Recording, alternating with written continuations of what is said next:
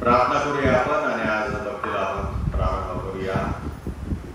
स्वर्गीय प्रभू, आम्ही स्तुती करीतो, धन्यवाद देतो पुन्हा एक बार या मायवारच्या प्रसंगानिमित्ताने तू आम्हाला तुझ्या उपासना मंदिरामध्ये आणलेला आहेस. आणि प्रभू, आम्ही प्रार्थना करतो तुझी कृपा आमच्यावर असते. आमची स्तुती आणि आराधना प्रभू त्याचप्रमाणे सर्व भक्ती तू आशीर्वादित कर येशूच्या नावाने, आमेन. आज सगळे आनंदित आहात. आजवरती करूया आपण. Praise the Lord. देवाची स्तुती असो. येस, परमेश्वर आमचा महान आहे आणि तो स्तुतीस पात्र असा आमचा जिवंत परमेश्वर आहे. बेटा मी दिसतोय त्या मोबाईलमध्ये बरोबर लावलंय ना. आणि म्हणून सर्व आपण देवाची स्तुती आराधना करायला एकत्र आलेलो असताना यावेळेला आपण उभे राहूया आणि आपल्या चर्चच्या ग्रुपवरती पहिलं गाणं आलेलं आहे. परमपिता स्तुती गाय, परमपिता स्तुती गाय. आणि आपण गाव प्रभूच्या नावाला मान महिमा आणि धन्यवाद देऊया. कारण परमेश्वर खरोखर स्तुतीस पात्र असा आमचा परमेश्वर आहे. तो आमचा बचाव करतो आणि आमच्या सर्व पापाची क्षमा करून आमच्या सर्व आजारांना तो धमकावतो, आम्हाला आरोग्य देतो. आणि म्हणून आपण परमेश्वराच्या हाती स्वतःला स्वाधीन करूया, त्याचा गौरव करूया. चर्चा ग्रुपवरती परमपिता स्तुती गाय.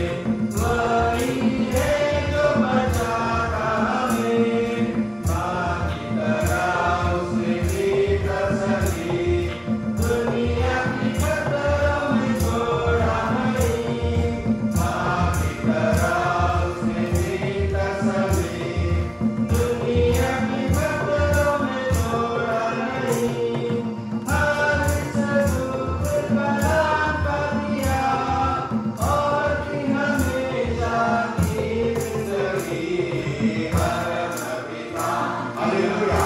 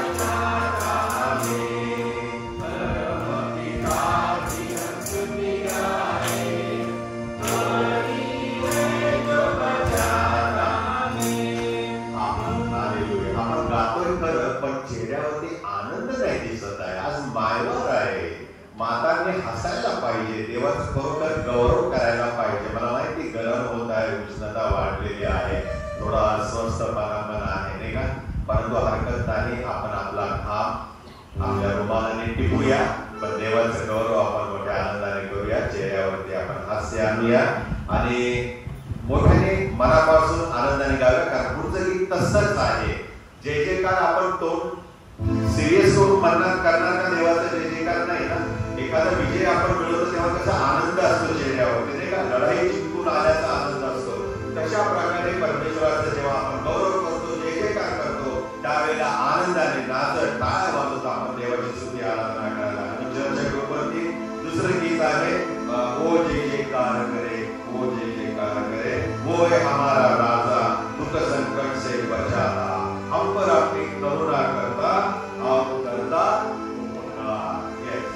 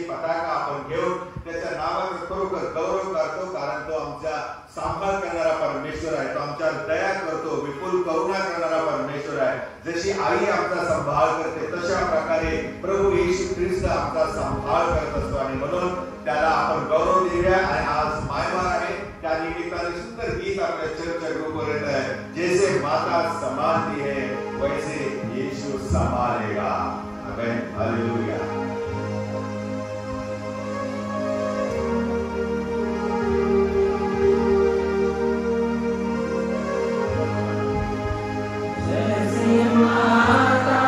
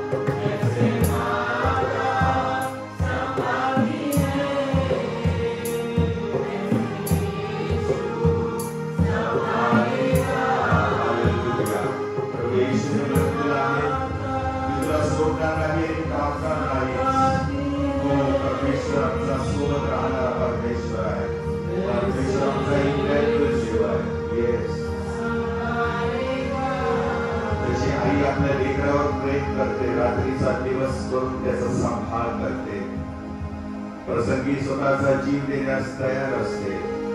तसाच प्रभू येशू ख्रिस्त त्या मातेसारखा आमच्यावर करुणा करतो, आमच्यावर प्रेम करणारा येशू आहे. जसे माता आपल्या लेकरांचा सांभाळ करते तसा येशू आमचा सांभाळ करणारा परमेश्वर आहे. आणि म्हणून ख्रिस्त गुरु माऊली गमाय माझी, ख्रिस्त गुरु माऊली. हो प्रभुदेव बाप्पा, आम्ही जेव्हा संकटात असतो, आम्ही अडचणीत असतो, आम्ही जेव्हा दुःखाने त्रासलेलो असतो, जेव्हा आम्हाला यातना होतात, जेव्हा आम्हाला मनोवेदना होतात, जेव्हा आम्ही अस्वस्थ असतो, जेव्हा आम्हाला एकाकीपण भासतं, त्यावेळेला प्रभू येशू ख्रिस्त आमचा मित्र म्हणून धावून येतो. तो आमच्यावर प्रेम करतो, आईसारखी करुणा आणि दया करतो, आमचा रक्षक होतो. आणि म्हणून त्या येशूला सर्व मान महिमा धन्यवाद गौरव देती प्रार्थना आम्ही तुझ्याकडे सादर करीतो. आमेन. मंडळीला बसावे. प्रभूच्या नावाची स्तुती असो, धन्यवाद असो. पहा बंधूंनी ऐक्याने एकत्र राहणे किती चांगले व मनोरम आहे. ते मस्तकावर ओतलेल्या अहरोनाच्या गाडीवर उतरलेल्या, त्याच्या वस्त्राच्या काठापर्यंत ओघळलेल्या बहुमोल तेलासारखे आहे. सियोन डोंगरावर उतरणाऱ्या हर्मोन पर्वताच्या दहिवडासारखे ते आहे. कारण तेथे परमेश्वराने आशीर्वाद म्हणजे अनंतकालिक जीवन देण्याचे ठरवले आहे. आजचा मायवा दिवस हा सगळ्यांना आनंदाचा, आशीर्वादाचा आणि सर्व मातांना सुखाचा आणि आध्यात्मिक रीतीमध्ये भरभराटीचा जावो हीच आम्हा सर्वांकडून आपणास शुभेच्छा.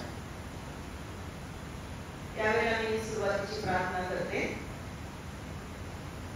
पवित्र पवित्र श्रेयाधीश प्रभू परमेश्वरा, तुझ्या नावाची स्तुती करते, धन्यवाद करते. आजचा हा दिवस प्रभू तू आम्हाला दाखवलेला आहेस. सर्व मातांसाठी हा आशीर्वादाचा दिवस आहे. आणि खरोखर प्रभू या ठिकाणी आम्ही सर्व मातांची आठवण करतो की ज्या प्रभू तुझ्याकडे आलेल्या आहेत. त्यामुळे पृथ्वीवर असणाऱ्या त्यांच्या कन्या, त्यांचे पुत्र प्रभू दुःखी आहेत. परंतु परमेश्वर तू आमच्यावरती प्रेम करतोस. श्रेष्ठ असा परमेश्वर आहेस.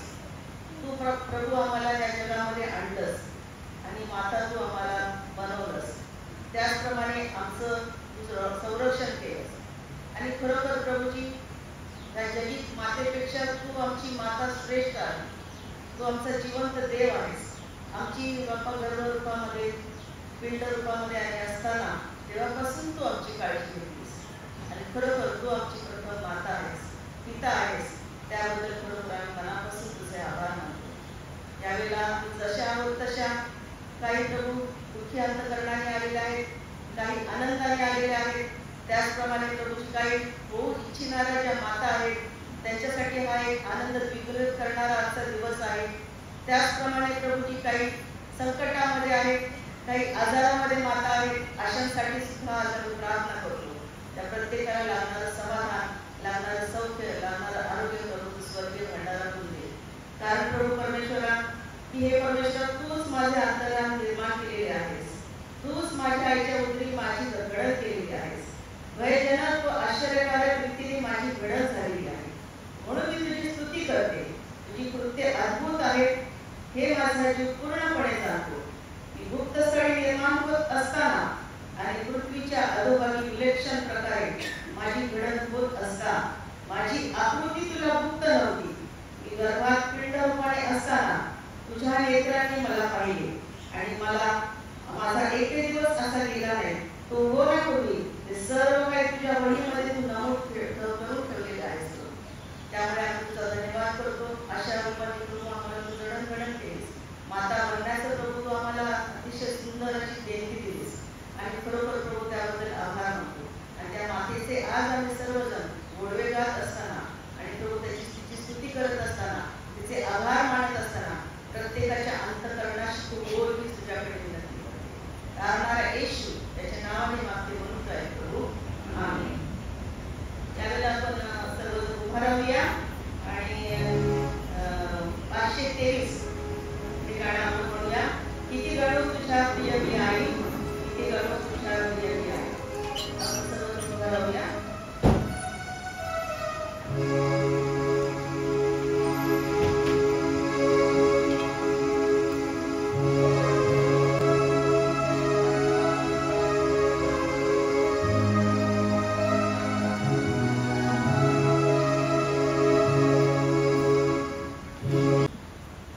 यांच्या मायवासाठी नेमिलेला शास्त्राचा स्तोत्रसंहिता 128 हे आपण वाचूया आळीपाळीने.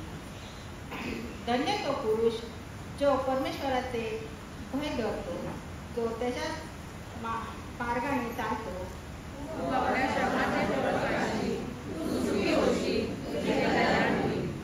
तुझ्या घरात तुझी स्त्री जणू काय द्राक्षीच्या सफल वेलासारखी होईल.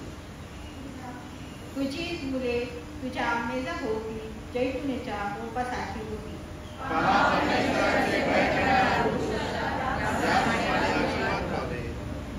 परमेश्वर सिंहातून तुला आशीर्वाद देव आणि तुझ्या आयुष्याचे सर्व दिवस यरूशलेमचे कल्याण तुझ्या दृष्टीस पडो.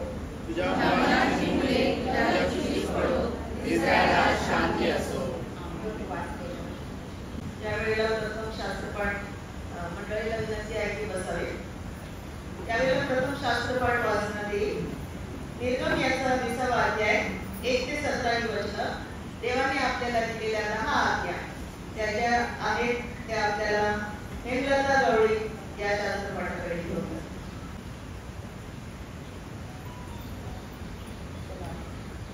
आजचा विशेष दिवस आहे मायवार आणि त्यासाठी नेमलेला पहिला शास्त्रपाठ निर्गम याचा 20वा अध्याय 1 ते 17.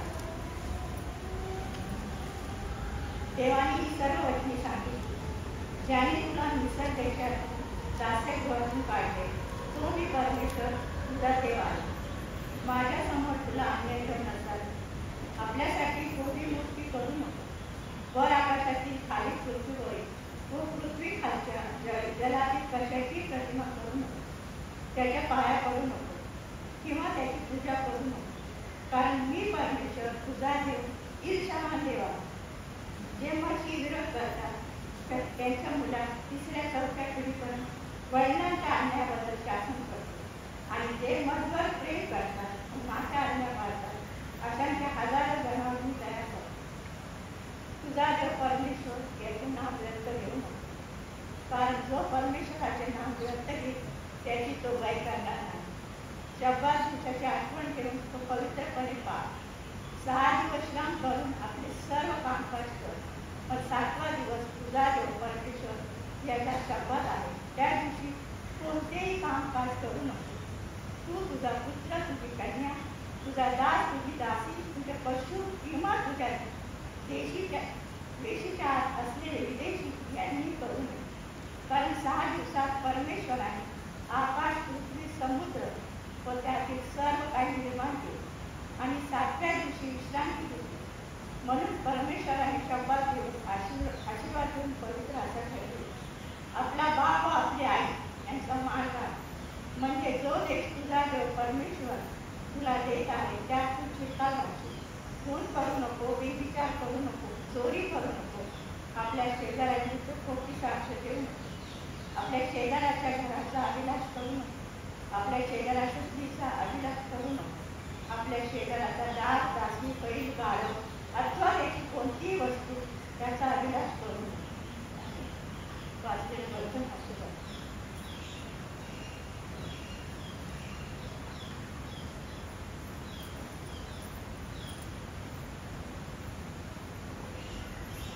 यावेळी दुसरा शास्त्रपाठ वाचण्यात येईल. पत्र याचा 6वा अध्याय 1 ते 4 वचन. राजस्वाई भोसले हे आपल्यासाठी वाचतील. ख्रिस्ती कुटुंबाचा जीवनक्रम.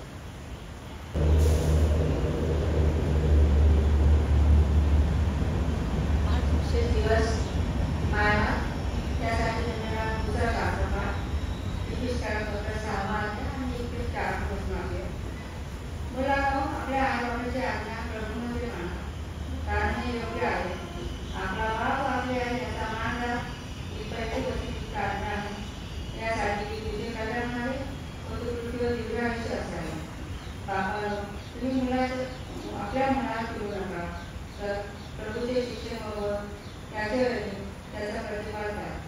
हे प्रभूचे वचन प्रभू आश्वासना सर्व आश्वासित करू.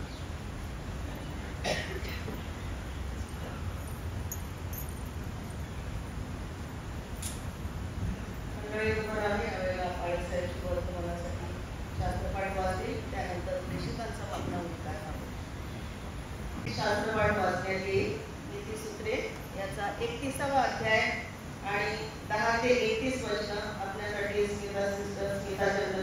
वचने वाचली. एक लमुएल राजाची आई, तिने तिच्या मुलाला एक खूप छान असा धडा दिलेला आहे, वचन दिलेली आहे. ती 1 ते 9 यामध्ये आपल्याला पाहायला मिळतात. एक राजाची आई असून तिने आपल्या मुलाला कशा प्रकारे वळण लावलेलं, राजा असताना पण, राजपुत्र असताना पण, ते आपण घरी गेल्यानंतर 1 ते 9 वचन वाचूया. आणि सद्गुणी स्त्री कशी असावी हा विशेष करून आजचा जो शास्त्रपाठ आहे हे आपल्या समोर स्मिता सिस्टर वाचते.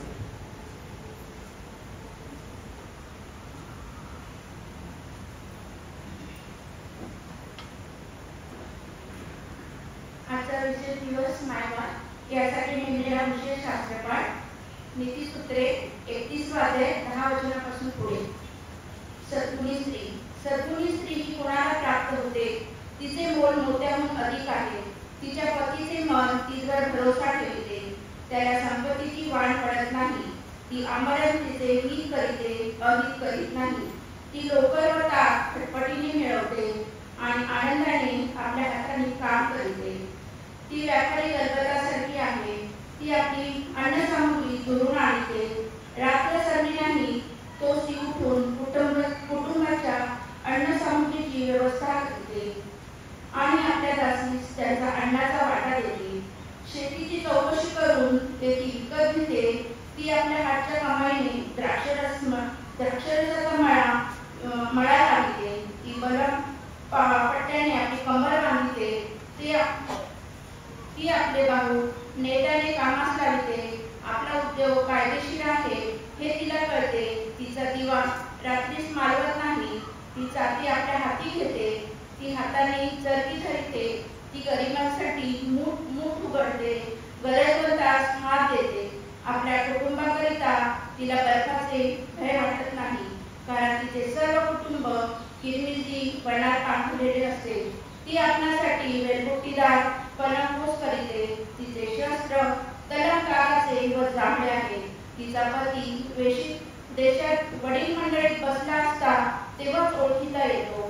ती तागाची वस्त्रे करून विकते. व्यापारास कमरबंद विकत देते. बल व प्रताप हीच तिची वस्त्रे आहे. ती पुढील काळाविषयी निश्चिंत राहते. तिच्या तोंडातून शून्यतेचे बोल निघतात. तिच्या जीवाच्या ठाई दयेचे शिक्षण असते. ती आपल्या कुटुंबाच्या आचार विचाराकडे लक्ष देते. ती आळशी बसून अन्न खात नाही. तिची मुले उठून तिला धन्य म्हणतात. तिचा नवराही उठून तिची प्रशंसा करून म्हणतो. बहु स्त्रियांनी सद्गुण दाखवले आहे, परंतु त्या सर्वांहून वरचढ आहे. सौंदर्य भुलविणारे आहे व लावण्य व्यर्थ आहे.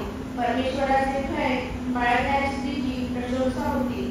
तिच्या हातचे श्रमफळ तिला लाभू द्या.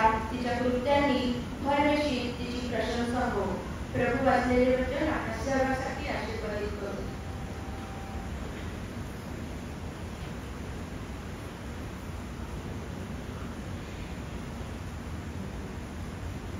आज मायवार आहे आणि तसंच अनायसे आज नर्सेस डे पण आहे. आई ही प्रथम नर्स असते, कोणाला हे सांगायला नको. प्रथम काळजी घेणारी आई ही बाळाची पहिली नर्स असते. तर त्यानिमित्त आज आपल्यामध्ये सर्वांच्या परिचित असलेल्या आणि ऍक्टिव्ह असलेल्या आपल्या चर्चासभासद ज्योत्स्नाताई पवार या प्रभूच्या वचनातून आपल्याला घेऊन जाणार आहेत. त्याचप्रमाणे जो काही मागणं आणलेला आहे ते सांगण्यासाठी प्रभू परमेश्वर त्यांना कृपा करू, त्यांच्या ओठाला जिभेला स्पर्श करू. आणि मी विनंती करते आपल्या ज्योत्स्नाताई पवार त्यांनी पुढे यावं आणि प्रभूचं वचन आम्हाला सांगावं.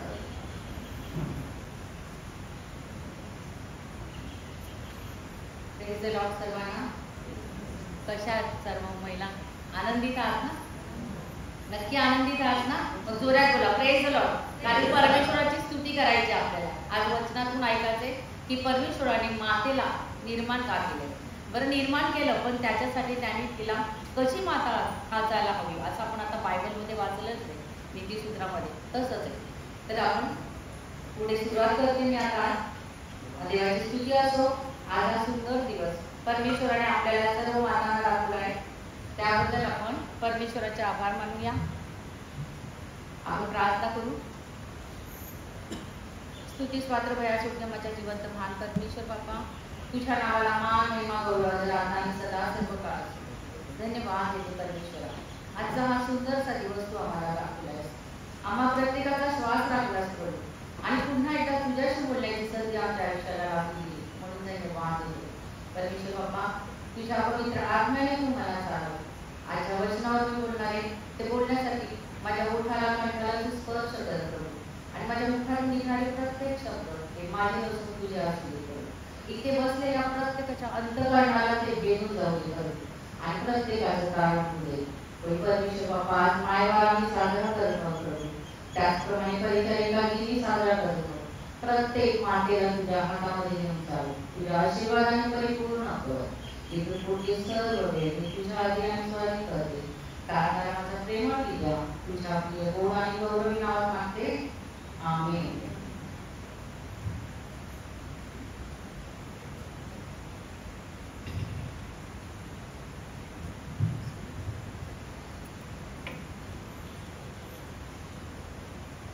आज जगामध्ये सर्वत्र मायवार साजरा करते. मायवार म्हणजे मातृदिन. आणि आमच्या या दिवशी सर्व मातांना मी अभिवादन करते व माझ्याकडून सर्व मातांना मातृदिनाच्या खूप खूप शुभेच्छा देतात. Happy mother's day. सर्व मातांना प्रभू सुखी ठेव, दीर्घ आयुष्य देव व त्यांना आनंदी जीवन देव हीच प्रभूचरणी प्रार्थना करते. तसेच आपण आज परिचारिका दिन पण साजरा करत आहोत आणि त्या सर्व परिचारिकांना सुद्धा शुभेच्छा देत आहे. Happy nurses day. आता आपण बघूया की हा मायवार कधी आणि केव्हापासून सुरू झाला त्याची थोडक्यात माहिती मी देत आहे. आकाशाचा जरी केला कागद आणि समुद्राची केली शाही तरी आईच्या प्रेमाबद्दल कधीच काही लिहून होणार नाही. आई, आई म्हणजे सहवास, आई म्हणजे शिदोरी. इतर वेळी आई हा विषय आपण आपल्या जगण्यात इतका गृहीत धरलेला असतो की त्याची वेगळी दखल घ्यावीशी वाटत नाही. अर्थात हे सर्वांना लागू पडत नाही. आपल्या आईने केलेल्या त्यागाची, कष्टाची, निस्वार्थी प्रेमाची आपण आपल्या आयुष्यात कधीच परतफेड करू शकणार नाही. मात्र तरी तिने आपल्याला दिलेल्या त्या सुंदर आयुष्याबद्दल तिचे आभार मानण्याचा दिवस म्हणजे मातृदिन, मदर्स डे. आता मातृदिन साजरा करण्याची पहिली सुरुवात 1908 साली ॲना जार्विस यांनी अमेरिकेतून केली. ॲना जार्विस यांचा आपल्या आईवर प्रचंड प्रेम. जिवलग आईचा मृत्यू झाल्यावर त्यांनी आपल्या आईच्या स्मृतीप्रित्यर्थ मातृदिन म्हणजेच मदर्स डे साजरा करण्यास सुरुवात केली. हा दिवस साजरा करण्यासाठी विशेष तारीख अशी ठरलेली नव्हती. मात्र 10 मे 1914 रोजी अमेरिकेचे राष्ट्राध्यक्ष वुडरो विल्सन यांनी एक कायदा पास केला की मे महिन्याच्या दुसऱ्या दिवशी मातृदिन साजरा करण्यात येईल. तेव्हापासून भारत आणि इतर देशात मे महिन्याच्या दुसऱ्या रविवारी मातृदिन साजरा केला जाऊ लागला. आणि ह्या वर्षी 12 मे रोजी आपण हा मातृदिन साजरा करतो. आता या मातृदिनाचं वैशिष्ट्य काय ते असं आहे की मी जो विषय घेतलेला आहे तो आहे आईवर. तर आई म्हणजे काय? आई म्हणजे आत्मा. आई म्हणजे आत्मा आणि ई म्हणजे ईश्वर म्हणजेच परमेश्वराचा आत्मा. जगाच्या पाठीवर सगळं काही मिळतं पण आईच्या सारखं, आईच्या मायेचा स्वर्ग कुठेच मिळत नाही. मृत्यूसाठी अनेक पर्याय असतात पण जन्म घेण्यासाठी फक्त एकच पर्याय आहे, तो म्हणजे काय? तर आई. इतकी ही आई आपल्यासाठी आणि आपल्याला या जगात आणणारी आहे. आज तिने जर आपल्याला जगात आणलं नसतं तर आपल्याला हे सुंदर जग आज पाहायला मिळालं. त्या आईचा आपल्याला काय आदर करायचा आहे, सन्मान करायचा आहे. त्या आईला आपण आजच्या दिवशी काय करतो? तिला गोडगोड खायला घालतो, चांगले कपडे तिला आणून देतो आणि तिला खुश करतो. पण फक्त काय एकच दिवसापुरतं का? आज मदर डे म्हणून आपण आजच्या दिवशी तिला खुश करायचं तर नाही प्रियाने. बायबल आपल्याला सांगतं आणि त्याच्यामध्ये वचन दिलेले ते 365 दिवसासाठी दिलेले की आपण आईचा आणि आपल्या वडिलांचा सन्मान करावा. आणि या आपण तर आदर एकच दिवसापुरतं करणार पण प्रियानो मातृदिन हा वर्षातून एकदाच नसावा तर 365 दिवस करायचे. कारण का? तर त्या मातीने आपल्याला जगात आणले. तिने जर आपल्याला तिच्या पोटामध्येच मारून टाकलं असतं तर आपण आज हा दिवस बघितला नसता. आपण या जगात चालू असतो आणि जग आपल्याला बघायला मिळालं नसतं. म्हणून त्या मातृदिनी आपण मातेचा सन्मान करायचा. ख्रिस्ताला या जगामध्ये आणणारी कोण होती? तर ती एक माताच होती. आणि त्या मातेची निवड परमेश्वराने केली होती. ती माता मरियम, तिच्याद्वारे येशू ख्रिस्त या जगात आला. म्हणजे आपण त्या आईच्याद्वारे या जगामध्ये आलो. आपण त्या परमेश्वराला धन्यवाद देऊया.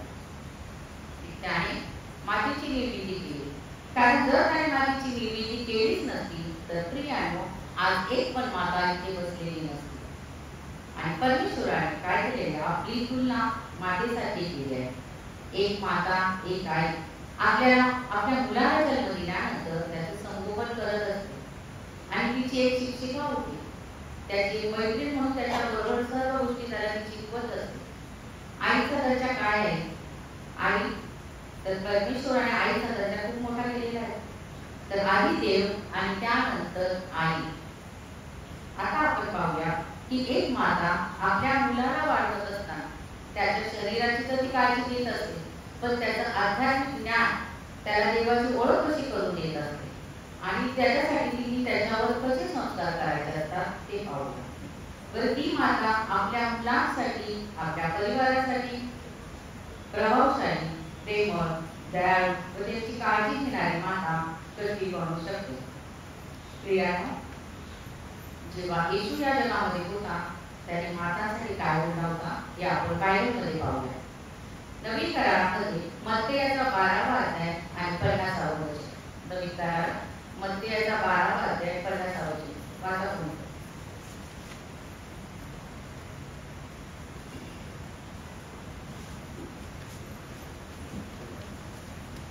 कारण जो कोणी माझ्या स्वर्गातील पित्याच्या इच्छेप्रमाणे करीतो तोच माझा भाऊ, बहीण व आई. असंच वचन मार्क मध्ये 3रा अध्याय आणि 35वा वचन. मार्क 3:35. जो कोणी देवाच्या इच्छेप्रमाणे वर्ततो तोच माझा भाऊ, बहीण व आई. असंच लूक मध्ये पण आहे. लूक याचा 8वा अध्याय आणि 21वा वचन.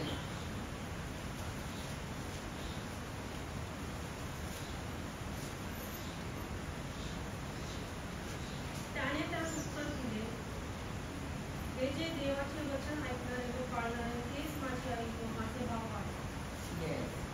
आपण तिन्ही वचने वाचलेले. या तिन्ही वचनांमध्ये आपण पाहतो की जी माता आहे, जी आई आहे, ती परमेश्वराच्या इच्छेप्रमाणे वागते. जी माता परमेश्वराची इच्छा पूर्ण करू शकते, त्याच्या आज्ञेप्रमाणे चालते आणि आपल्या लेकराला त्याचं अनुकरण करायला लावते किंवा ती शिकवते, त्याच्या आज्ञेचं पालन करते, ती योग्य माता आहे. आणि अशी माता होण्यासाठी तिच्यामध्ये काही गोष्टी असणे आवश्यक आहे. हे झालं मातेसाठी. आणि माता कशी असावी, तिचे गुण कसे असावे, लेकराला वाढवत असते, ती लहानाचं मोठं करत असते, पण त्याच्यावरती कसे संस्कार घडवत असते हे त्याच्यासाठी. आणि तिच्यामध्ये कोणते गुण असायला पाहिजे ते आपण पाहूया. तर नंबर 1 आहे ती माता भक्तिपूर्ण माता असायला पाहिजे. नंबर 2 तिच्यामध्ये परमेश्वराचे भय असणे गरजेचे आहे. आणि नंबर 3 ती जे काही बोले, जे काही करेल ते परमेश्वराचे भय धरून करावे. ती जसे पाहिजे तसे बोलू शकत नाही. हर एक गोष्टींसाठी तिला परमेश्वरावर अवलंबून राहायला पाहिजे. हे सर्व गुण त्या मातेमध्ये पाहिजे, तेव्हा ती एक योग्य माता होऊ शकते. हे झालं आता ज्या माता होणार आहे किंवा ज्यांची लेकरं होणार आहे त्यांनी जे आपण मुलांवर संस्कार करत आहे हे त्यांच्यासाठी.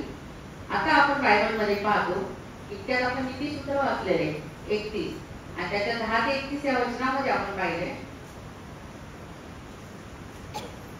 की एक आदर्श पत्नी कशी असते, एक आदर्श पत्नी आणि सद्गुणी स्त्री कशी असावी.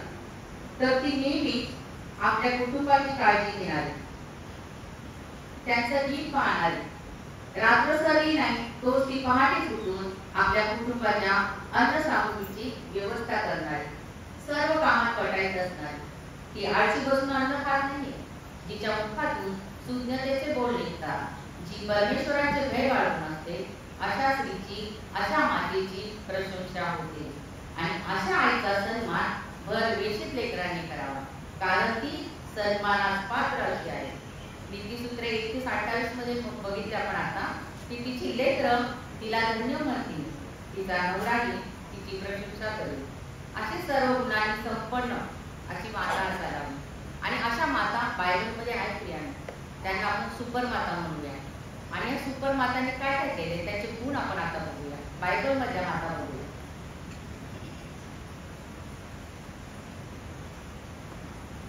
यांना आपण आज विशेष माता म्हणू. सुपरमाता आणि विशेष माता ज्या आपल्याला बघायला मिळतात बायबलमध्ये, त्या आयांची तुलना ना कधीच आपण कोणाबरोबर करू शकत नाही. आणि त्यांच्यासाठी जितकं बोलावं तितकं कमीच आहे. अशी पहिली आई कोणती आहे तर ती आहे सारा. साराबद्दल सर्वांना माहिती असेल. अब्रामाची बायको होती सारा आणि ती कशी होती हे सर्वांना माहिती. ते नंतर तुम्ही परत बायबल वाचू शकता. मी थोडक्यात तुम्हाला माहिती देते. जर आयांनी आपल्या लेकरांसाठी सगळंच पणाला लावून टाकलं अशी बायबलमधली पहिली आई आहे ती म्हणजे सारा. आणि ही जी सारा आहे ना, या सारी स्थितीवर आम्हाला संपूर्ण जागा आहे आणि विश्वासाने भरलेले पाया मिळतो. सारा एक अशी बायको होती की एक ती आई पण होती.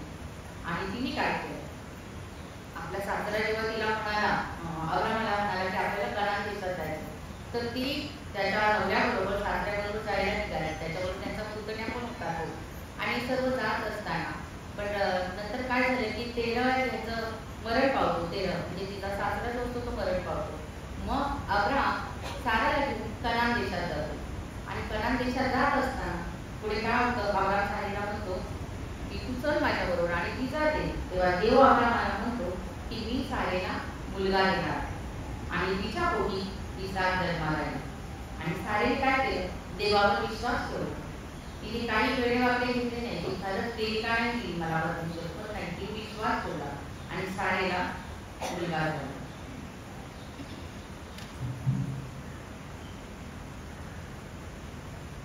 साराला मुलगा झाला पण किती वर्षांनी झाला कोणाला माहिती? 90 वर्ष. सारा 90 वर्षाची झाली. देवाने तिला सांगितलं पण तिने विश्वास ठेवला. तर त्याच्यावर वर्षानुवर्ष गेले, दिवस वाढत होते. तर सारा 90 वर्षाची म्हातारी झाली. त्यावेळी तिला मुलगा झाला. तिने त्याचं नाव काय ठेवलं, इसाक ठेवलं. आणि देवाने तिच्यावर अनुग्रह केला म्हणून ती खुश होती, कारण तिचं बांधुरापणा त्यांनी काढला होता. आणि सर्व काही आनंदात चालू असताना एके दिवशी देव अब्रामाला म्हणाला की तू जा त्या मोऱ्या डोंगरावर आणि तुझ्या बाळाचं अर्पण कर. त्याने काय केलं, साराकडे गेला, ते बाळ घेतलं. आज विचार करा प्रियानो की त्याच्या कधी तर आपण असतो, आपण काय केलं असतं, त्या बाळाला हात सुद्धा लावून दिला नसता. आपण बोलत तू जा बाबा, तू तुझं देवदेव करतस, मला इतक्या वर्षाने इतकं बाळ झालेले, मला मूल झालेले आणि मी ते कशाला देवाला अर्पण करू. तर तिने काहीही न बोलता, तिला आपल्या मातृत्वावर विश्वास होता, तिने आपल्या लेकराचं अर्पण करायला त्या अब्रामाला दिलं. आणि अब्राम जेव्हा जातो त्या लेकराचं अर्पण करत असताना तो लेकरू असतो. आणि या सर्व गोष्टींमध्ये आपण पाहतो की ती सारेचा विश्वास पाहतो. कारण सारा ही सतत त्रास देत असायची. साराचा आपल्या मुलावर विश्वास होता, आपल्या परमेश्वरावर विश्वास होता आणि आपल्या मातृत्वावर विश्वास होता. ही झाली सारा. एक आई ना जेव्हा देवासाठी काहीही करते ना, काहीही करायला तयार असते ना, त्यावेळेस तो देव तिच्यासाठी पण काही करायला तयार असतो. आता ती झाली सारा. आता सारेची सून कोण होती? रिबेका. सारेची सून होती रिबेका. रिबेकाला आपण पाहतो बायबलमध्ये. तर रिबेकाला 2 मुले झाली. तिच्या पोटामध्ये दोन्ही मुलं भांडण करत असताना ती त्या देवाला विचारते की परमेश्वरा हे काय चाललंय माझ्या पोटामध्ये, हे काय? तर परमेश्वर सांगतो की तुझ्या पोटात 2 राष्ट्रे आहेत. तर देव म्हणाला की जो मुलगा आहे ना तो धाकट्याची सेवा करेल. तर ती मुलं मोठी होतात, जन्माला आल्यानंतर मोठी होतात आणि इसाक वयोवृद्ध होतो. इसाक काय करतो, तो सांगतो की मला माझ्या लेकरांना आशीर्वाद द्यायचा आणि मी मोठ्याला आशीर्वाद देणार. आणि ज्यावेळेस इसाक त्याला सांगतो की मला शेवटचं भोजन करायचं, तू जाऊन हरणाचं मटण घेऊन ये, मला जेवण करायचं. त्यावेळेस एसाव काय करतो, हरण पाळायला जातो. हे सर्व पाहत असते रिबेका. तर रिबेकाने काय करते, आपल्या दुसऱ्या मुलाला, कोण होता दुसरा मुलगा, याकोबाला बोलून घेते आणि त्याला म्हणते पटकन तुझ्या बापाकडे जा आणि तो तुला जे काय सांगेल ते तू कर, कारण तुला आशीर्वाद मिळणार आहे. आणि देवाने मला सांगितलंय की देव तुला उंच करणार आहे, तुझं कल्याण होणार आहे. आणि कधी कधी आपण पाहतो की ज्यावेळेस 2 लेकरं जर आपल्याला तर काही आपण काय म्हणतात की तिचं ना एका मुलामध्ये जीव आहे, दुसऱ्या मुलामध्ये जीव नाही, आणि त्या दुसऱ्या मुलामध्ये जीव आहे, ह्या एका मुलामध्ये जीव नाही, असं नसतं प्रिया. एक माता असते ना, तिला किती मुलं असू द्या, त्या सर्वांमध्ये तिचा जीव सारखाच असतो. बरोबर आहे की नाही? आईला सगळीच मुलं सारखी असतात. आता याकोब रिबेकाला म्हणतो की आता काय करायचं? रिबेका म्हणते की मी सांगते तसं कर. 2 बोकड घे, एक ताक, त्याचं मी मटण बनवते व बापाकडे घेऊन जा. तो म्हणतो काय बोलते आहे? अगं त्यांनी मला ओळखलं, मला शाप दिला तर. आता आपण बायबलमध्ये पाहूया, उत्पत्ती याचा 27वा अध्याय 12 आणि 13 वचनांमध्ये ती स्टोरी आपण पाहूया. उत्पत्ती याचा 27वा अध्याय 12 आणि 13 वचन.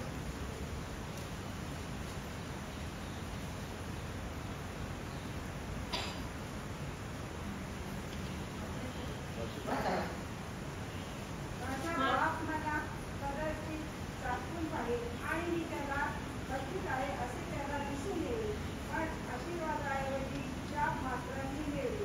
त्याची आई त्याला म्हणाली, माझ्या बाळाहून तुला शाप मिळाल्यास तो मला दाखव. माझे एवढे म्हणणे ऐक व करडे घेऊन ये.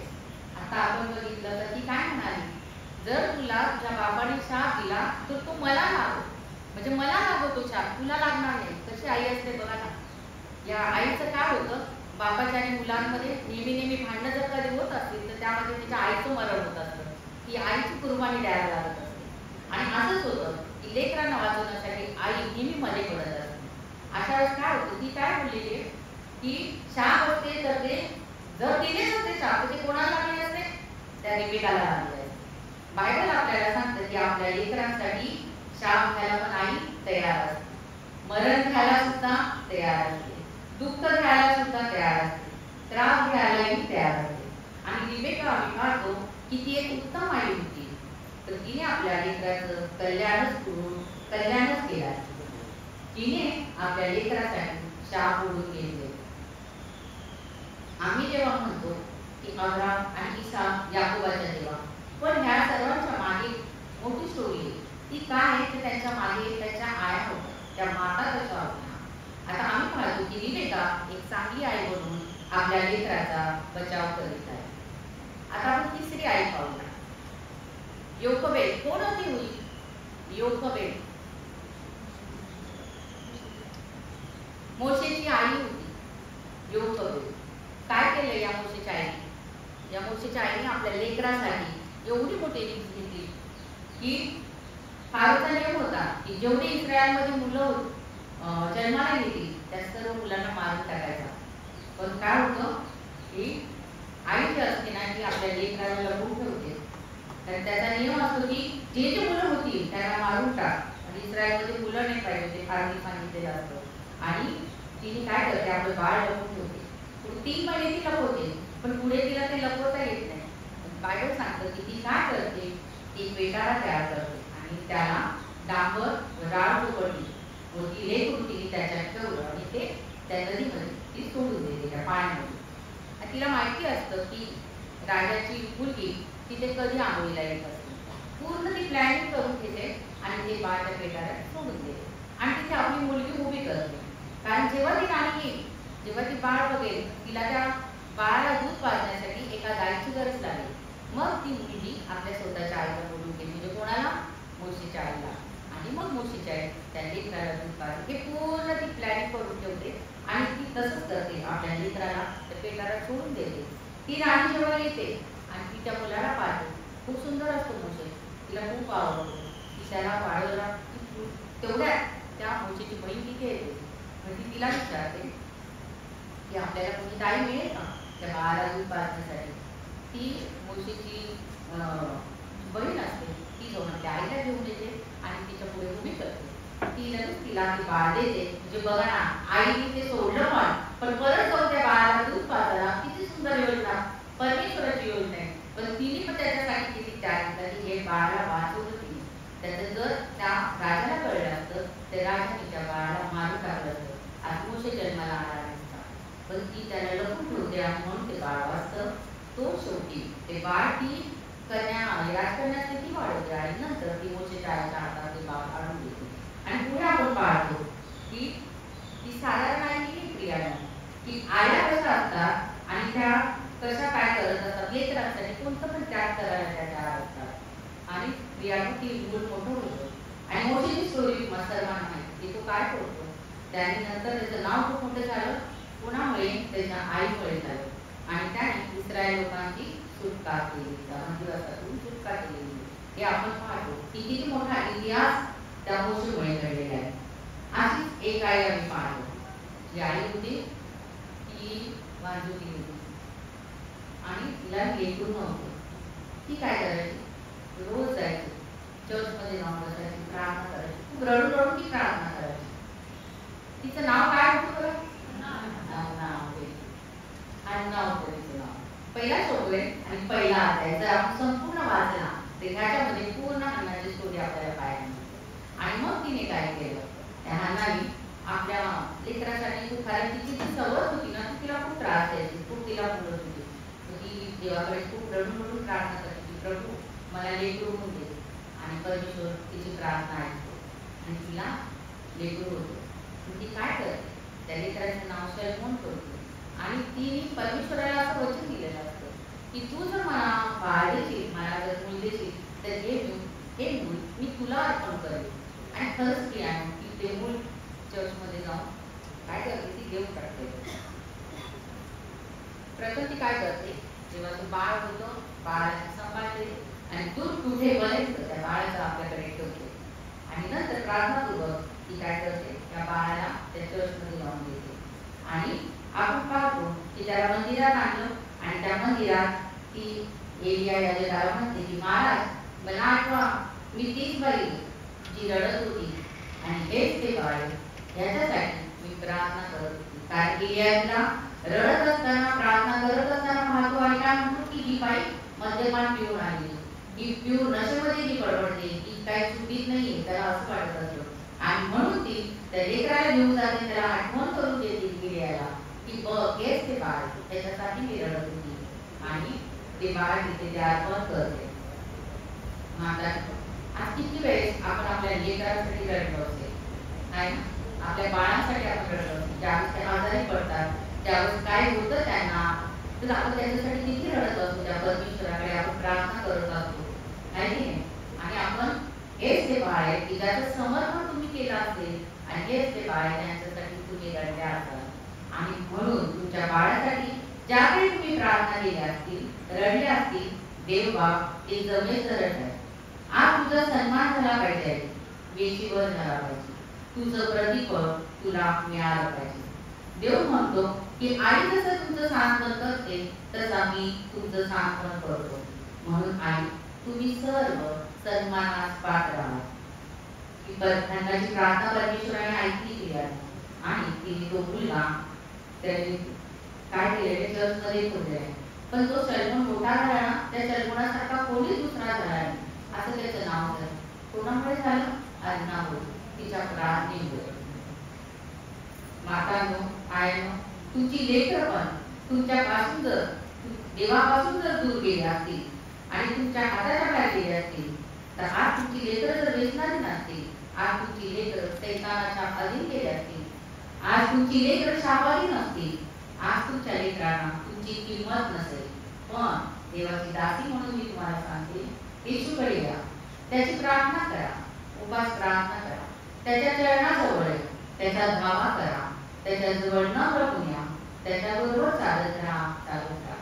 शैतान निघून जाईल, लेकरं बरे होतील, दुरात्मी निघून जातील, तुमच्या लेकराचं तारण होईल आणि तो तुमचा सन्मान करणारा असा होईल आणि देवाला गौरव होईल. काही मातांना आपल्या लेकरांसाठी खूप रडत असतात आणि कधी आपण काही विचारलं ना, नाही काही माझा मुलगा काही सुधारणारच नाही, तो तर एकदमच वाया गेलेला आहे, अशी काही काही माता बोलत असते. कारण काही लेकर असे त्रास देणारे लेकरे जे व्यसनाधीन आहेत, जे दारूच्या नशेमध्ये असतात, आपल्या आईला काय बडबड करत असतात त्यानेच कळत नाही, शिवाय शाप देत असतात, अशी लेकर असतात. पण ते सुधारणारच नाही ना, असं प्लीज असं मातांना म्हणूच नका. ते सुधारतील. ते कसे सुधारणार आहेत? तर तुमच्या प्रार्थनेने. कारण प्रार्थना ही अशी आहे की अशक्य गोष्टीला पण शक्य करते. आमेन म्हणते का? आमेन. तुमची प्रार्थना शापाला आशीर्वादित करते. तुमची प्रार्थना शापाला आशीर्वादित बदलते. तुमची प्रार्थना मरणाला जीवनात बदलते. तुमची प्रार्थना लेकराला लपवून ठेवते. तुमची प्रार्थना लेकराला उच्च पदावर बसवते आणि तुमची प्रार्थना लेकराला संदेशा बनवते. तुमच्या लेकराचं कल्याणच करते. कोणामुळे होतं हे? एका आईमुळे, आणि त्या आईच्या प्रार्थनेमुळे सर्व घडतं. हालेलुया, धन्यवाद देऊया मातेला. येशू ख्रिस्त वधस्तंभावर असताना त्याने तिसरा शब्द जो उच्चारला तो आपल्या सर्वांना माहित असेल. काय होता? येशू ख्रिस्त वधस्तंभावर असताना गुड फ्रायडेच्या दिवशी आपण ऐकलेला शब्द आहे. तिसरा शब्द होता की बाई हा पहा तुझा मुलगा. येशू ख्रिस्त तो मरण यातना भोगत असताना सुद्धाही त्याने आपल्या आईला विसरला नाही. कारण तो एक चांगला मुलगा होता, एक आदर्श मुलगा होता आणि मरता मरता देखील त्याने आपल्या आईची काळजी घेतली. बायबल सांगते की आपल्या आई वडिलांचा सन्मान कर, त्यांचा आदर कर, म्हणजे तुझे कल्याण होईल. तू दीर्घायुष्य होशील आणि तुझ्या पिढीमध्ये तुझ्यासारखा कोणी नसेल. मुलांनो, आपल्या आईचा नेहमी अपमान करू नका, तर तिचा सन्मान करा. तिला वेळ वापर करू नका. ती मूर्खच आहे, तुला कळतच नाही, तुला अक्कलच नाही, कधीच असं करू नका. तिला अक्कल आहे ना, म्हणून तिने तुम्हाला जन्माला घातलं. जरी तुम्हाला पोटातच मारलं नसतं, तुम्ही या जगात आले असते का लेकरांनो? कधीच मातेचा अपमान करू नका. तिला सांगू तुला तिचा सन्मान करायचा. आता आपण पाहूया तिमोथेचं दुसरं पत्र, पहिला अध्याय आणि 3 ते 5 वर्ष. इथे आपण पाहतो की आतापर्यंत आपण आई बघितल्या, माता बघितल्या, सुपर माता बघितल्या. आता एक आजी कशी असते? आजीचं पण काय कर्तव्य असतं? लेकराला वाढवताना की आजीने त्याच्यावर कसे संस्कार करायचे असतात, त्याला कसं वाढवायचं असतं, हे आपण तिमोथेमध्ये बघूया. तिमोथेचं दुसरं पत्र, पहिला अध्याय 3 ते 5. मी आपल्या प्रार्थना रात्रंदिवस तुझे स्मरण अखंड करीतो आणि तुझे अश्रू मनात आणून तुझ्या भेटीने व आनंदभरीत व्हावे म्हणून तुला भेटण्याची फार उत्कंठा बाळगतो. तुझ्यामध्ये असलेल्या निष्कपट विश्वासाची मला आठवण होऊन त्या देवाची आपल्या पूर्वजांपासून चालत आलेली सेवा मी शुद्ध मनाने करीतो, त्याचे मी आभार मानितो. तो विश्वास पहिल्याने तुझी आजी लोईस हिसमध्ये होता, तुझी आई युनिके हिसमध्ये होता आणि तोच तुझमध्ये आहे असा मला भरोसा आहे. आपण इथे पाहतो की त्या आजीचा आणि त्याची आई होती युनिके, तिच्यामध्ये किती विश्वास होता आणि तोच विश्वास तिने आपल्या लेकरामध्ये वाढवलेला आहे. तो निष्कपट विश्वास होता. त्याला तिमोथी त्याच्यावरती खुश होतो. तिमोथीवर एवढा खुश होतो की किती सुंदर तुला वाढवले तुझ्या आजीने आणि तुझ्या आईने तुझ्यावर जे संस्कार केले त्या प्रार्थनेद्वारे, की तुझ्यामध्येच आम्ही तो विश्वास बघितलेला आहे. तो साधा सुद्धा विश्वास नाही, निष्कपट असा विश्वास आहे. आणि खरोखर ते खूप खुश होतो तो आणि त्याला कळवळ आहे. पण आजी कशी असते? आजी आपल्या लेकरावर संस्कार करणारी असते. आपण जर जगी आज्या बघितल्या तर त्यांनी लेकराला शिकवलं पाहिजे की प्रार्थना कशी करावी, बाहेर येता जाता आपण देवाचं नाव कसं घेतलं पाहिजे, किंवा आपण लेकर आपली कामाला जात असताना पण आपण त्यांना सांगत असतो बाबा चाललंय प्रार्थना करा ना, वेळ करून निघा का. पण काय ते लेकर करत पण नसतात, ते तसेच निघून जातात. आता माझ्याकडे माझ्या नातूच तुम्ही बघितला, तुम्हाला सर्वांनाच माहिती आहे, तो येता जाता जरी तो बाहेर निघण्यास वाचा करेल, बाबा चालू म्हणजे तो जाताना सांगतो, आल्यावरती म्हणतो, इतकं त्याला ते वळण लागले. आणि आपण प्रार्थना करून हे लेकर बघत असतात आणि ते तसं वागतात, त्या प्रार्थनेमध्ये लेकर वाढतात. आपण काय करतो? तो सुद्धा काय करतो. आपण प्रार्थना करून गुडघ्यावर बसून तो सुद्धा गुडघ्यावर बसून प्रार्थना करतो. हे जेव्हा एखादी आजी ते संस्कार त्या लेकरांवर करत असते, तो लेकरू वाढत राहतो, त्या प्रार्थनेत राहतो, त्या विश्वासात तो वाढतो, त्याला येशूची ओळख होते. हे असं आजीचं कर्तव्य असतं. आपण आता माता बघितलंय आणि सुपर माता बघितलेल्या आहेत. आता आईसाठी पण रोज बघितला, आजीने पण काय केलं आपण ते सुद्धा बघितलंय. तर हा जो विश्वास आहे की तो कसा येईल, तेव्हा त्याच्यासाठी आई पाहिजे कशी. तर एक आई जर ती प्रार्थनाशील असेल ना, तर तिचं लेकरू कसं निघणार? प्रार्थनाशीलच होणार. आई चर्चला दांडी मारेल तर लेकरू पण काय करणार? चर्चला दांडी मारणार. आई जर समर्पित आहे तर लेकरू पण समर्पितच होणार. आई जर देवाचं भय घालणारी असेल तर तिचं लेकरू पण जशी आई तसं तिचं लेकरू आहे की नाही. आणि एक तसा म्हणून त्याची लेकर पण तशीच होणार. इथे आपण पाहतो की मग त्यामध्ये निष्कपट विश्वास कसा निर्माण झाला तर त्याच्या काय त्याची आई त्याचं उदाहरण होती. ती निष्कपट का घडला तर त्याची आजी वाईच्या निष्कपट विश्वासात होत्या आणि देवाला मागत होत्या आणि त्याच्या आज्ञेत होत्या. हे असे प्रत्येक गुण प्रत्येक मातेमध्ये प्रत्येक आजीमध्ये असले पाहिजे. जर असे गुण आपल्यामध्ये असते ना तर तुमची लेकरं कधीच तुमच्या हाताबाहेर जाणार नाही. तुमची लेकरं कधीच तुमच्या आज्ञेबाहेर जाणार नाही. तुमची लेकरं कधीच तुम्हाला विसरणार नाही. कारण तुम्ही त्यांच्या पुढे एक नमुना आहात, एक आयडल आहात. कारण तुम्ही तुमचं जीवन त्यांच्यासमोर प्रार्थनाशील ठेवलंय, विश्वासू असं ठेवलंय. तुम्ही त्यांच्यासाठी तुमचं सर्वस्व दिलंय. एक किस्सा त्यांच्या समोर तुम्ही ठेवणार. असे तुम्ही त्यांच्यासमोर कितीही चांगलं वागावं पण तरी ते तुम्हाला विसरतील. पण देवासाठी थोडं चांगलं वागा तर लेकरं तुम्हाला कधीच विसरणार नाही. आता नीतिसूत्रे त्याचा पहिला अध्याय 8 वर्ष बघूया. नीतिसूत्रे पहिला अध्याय 8 वर्ष.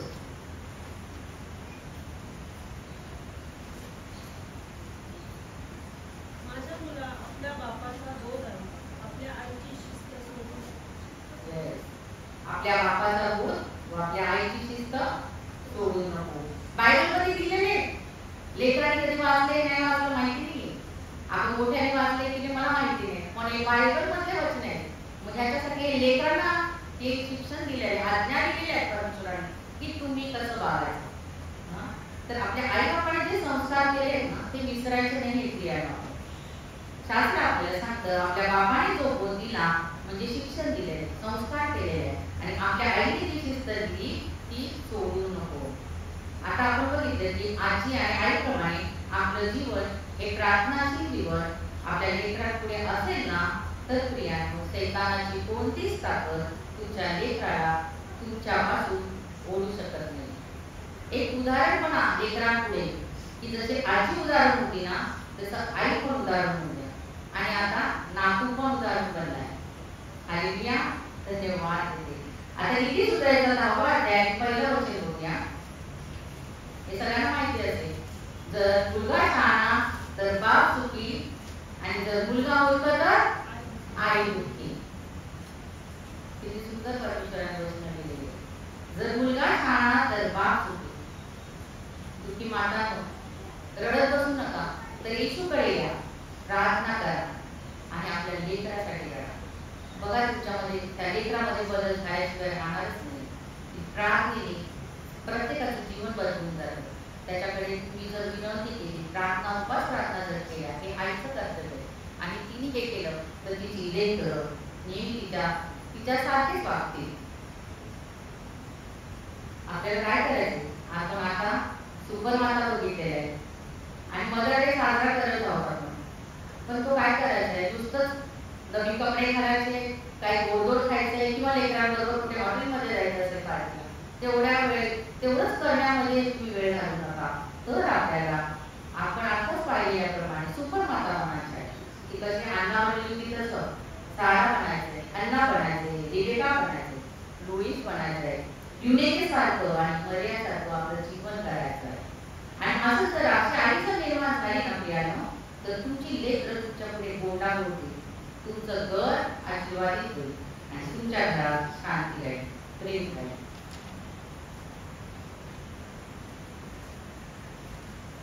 आता आपण पाहूया की जुन्या करारामध्ये परमेश्वराने आज्ञा दिलेली आहे.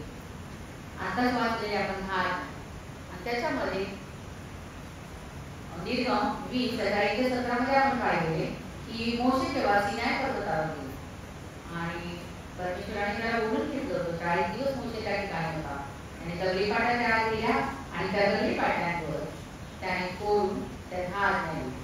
आता या 10 आज्ञांमध्ये पहिली जी 4 आज्ञा आहेत ना त्या देवाने त्याच्या संबंधाने दिलेल्या आहेत. त्याच्यामध्ये एक आज्ञा आई वडिलांच्या संबंधाने दिल्या आणि 5 आज्ञा समाजा संबंधाने दिलेल्या आहेत. म्हणजे आई बाबाला त्याने आपल्या कॅटेगरीमध्ये ठेवलं. जेव्हा आपण पवित्र शास्त्रात पाहतो 20वा अध्याय जे 20 आणि 12 आणि 5व्या आज्ञा आपण पाहतो की त्याच्यात लिहिलेली आपल्या बापाचा व आपल्या आईचा मान राखो. पवित्र शास्त्रात या आज्ञा एक दिवसाच्या मदर डेसाठी, एक दिवसाच्या फादर डेसाठी नाही घेतली आहे. बायबल आम्हाला सांगते की आयुष्यभर जोपर्यंत तुझे आई बाप हयातीत आहे आणि ते नसल्यावरही देखील तुझ्या आई आणि बाप यांचा तुला मान राखायचा, त्यांचा सन्मान तुला करायचा, त्यांचा आदर तुला करायचा. कारण की आज्ञा आपल्याला अनुवाद याचा 5वा अध्याय 16व्या वचनामध्ये पाहायला मिळते. माझी इच्छा आहे की प्रियांनो आजच्या संदेशात प्रत्येक लेकराने, आईने, वडिलांनी आपल्या आई वडिलांचा सन्मान करावा आणि लेकरांनी आपल्या आई वडिलांचा सन्मान करावा. आईच्या सन्मानास पात्र, बाप ज्या सन्मानास पात्र आहे तो बायबलच्या शिक्षणातून आम्हाला प्राप्त व्हावा. जेव्हा आपण नवीन करारामध्ये पाहतो की शास्त्री पुरुषी ते आई बाबांचे काय करत होते, सन्मान करत नव्हते, ते आपल्या आई बाबांकडे लक्ष सुद्धा देत नव्हते. तर त्यांनी त्यांच्यासाठी काय केले, दुसरा मार्ग शोधून काढला होता आणि तो म्हणजे मोशेच्या नियमशास्त्रानुसार एखाद्या ठिकाणी जर आपण कमी पडत असलो तर मंदिरात जाऊन त्यांच्या नावाने आपण त्याचं अर्पण करत असे. आणि हे त्यागच करायचं. मोशेच्या नियमशास्त्राप्रमाणे ते शास्त्रीय पुरुषी करत होते. आणि एके दिवशी ते असंच केले येशू ख्रिस्ताकडे. आणि येशू ख्रिस्ताने ते आल्यानंतर त्यांना खूप झापलं. तो त्यांना म्हणाला की तुम्हाला आई बाबाचा सन्मान करता येत नाही, तुम्हाला आज्ञा माहिती नाही का की आपल्या आईचा, आपल्या बापाचा सन्मान कर, त्यांचा आदर कर, म्हणजे तुझे कल्याण होईल. आम्ही बायबलमध्ये पाहतो संत पाऊल इपिस्टलाच्या पत्रामध्ये या आज्ञेचा खास उल्लेख केलेला आहे. इपिस्टलाचं पत्र याचा 6वा अध्याय वचन 1 ते 2 मध्ये आपण ही आज्ञा आपल्याला पाहायला मिळते. इपिस्टलाचं पत्र 6वा अध्याय 1 ते 2 मध्ये.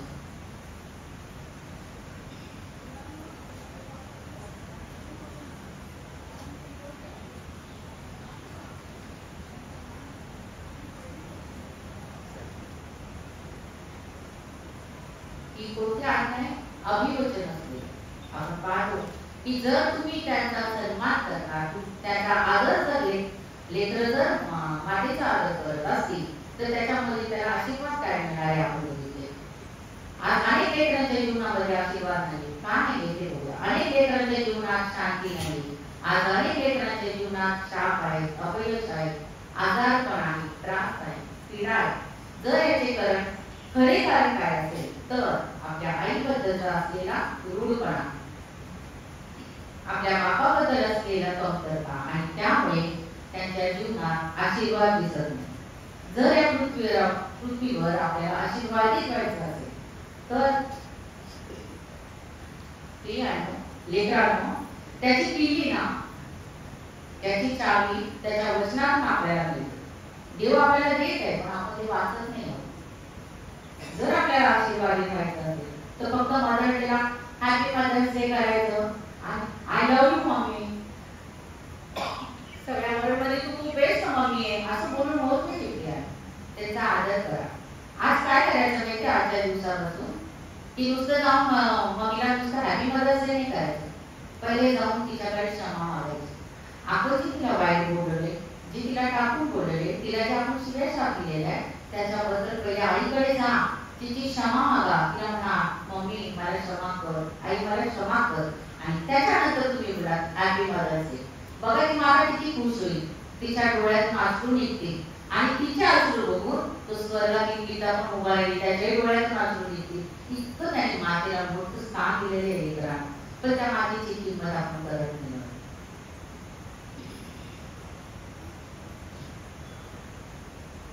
ज्या दिवशी देवाने तुला जगात आणलं, लेकरांसाठी मी बोलते, ज्या दिवशी तुला या जगामध्ये आणलं आणि तुला कळायला लागलं आणि तुझी आई जोपर्यंत आहे ना तुझ्याजवळ तोपर्यंत तिची काळजी घे. तुझ्या जीवनात असा एकही दिवस येऊ नको की ज्या दिवशी तू तिचा अपमान करशील, तू तिला शिव्याशाप देशील, तिला मारशील, तिला तू घराच्या बाहेर काढशील, तू तिचा अपमान करशील आणि आपल्या आईचा आपल्या बापाचा अपमान करशील तर तू शापित आहे. जो आपल्या आईचा आपल्या बापाचा अपमान करतो ना तो शापित आहे. जो आपल्या आईचा सन्मान करत नाही ना तो शापित आहे. आणि जो आपल्या बापाचा सन्मान करत नाही, जुन्या करारामध्ये अशी आज्ञा आहे की अशी आज्ञाच होती की अशा दुष्टाला काय करायचंय, नगराच्या बाहेर काढायचंय आणि त्याला दगडमार करून त्याला मारून टाकायचं. अशी आज्ञा होती की जो आपल्या आई बापाचा सन्मान करणार तो मुलगी शापित आहे, तिला त्या नगराच्या बाहेर काढून मारायचं, अशी आज्ञा दिलेली होती. काय काय लेकर काय करतात, काय होतं आईला उलट बोललं, काय होतं तिचं आडार केला तर. आता आम्ही मोठं झालेलो आहे, आम्हाला सगळं कळतं, आमच्या आईला काय कळते, आमच्या वडिलांना काय कळतं. नका कुठले कधीच आपल्या आईला असं उलट बोलू नका की तुला काहीच कळत नाही, आम्हाला जास्त कळत नाही. फक्त तुम्ही तिला खायला घालते, काय काय लेकर म्हणतात आम्ही देतो ना आईला चांगलं चांगलं खायला, मग तिला चांगलं खायला घालतो, मग तिला मारलं आणि बोललं तर काय, असं नाही घेतली. तुम्ही तिला चांगलं खायला दिला, तिच्या पुढे तुम्ही काजू बदाम जरी ठेवले, पण तिच्या जर मुखामध्ये दात नसतील तर ती कशी खाणार येते. तिच्यासाठी तुम्हाला एक पात्रची पेस्ट म्हणून तयार करून तिला खायला घातली पाहिजे. तुम्ही असं बोलू नका तुम्ही तिच्यासाठी एवढं खायला करतो, तर चांगलं चांगलं देतो, तर ती खाते का माता. तुम्ही कधी बघितले का तिच्याकडे ती जेवली का नाही जेवली, लेकरं तुम्ही कधी तिची काळजी घेतली का.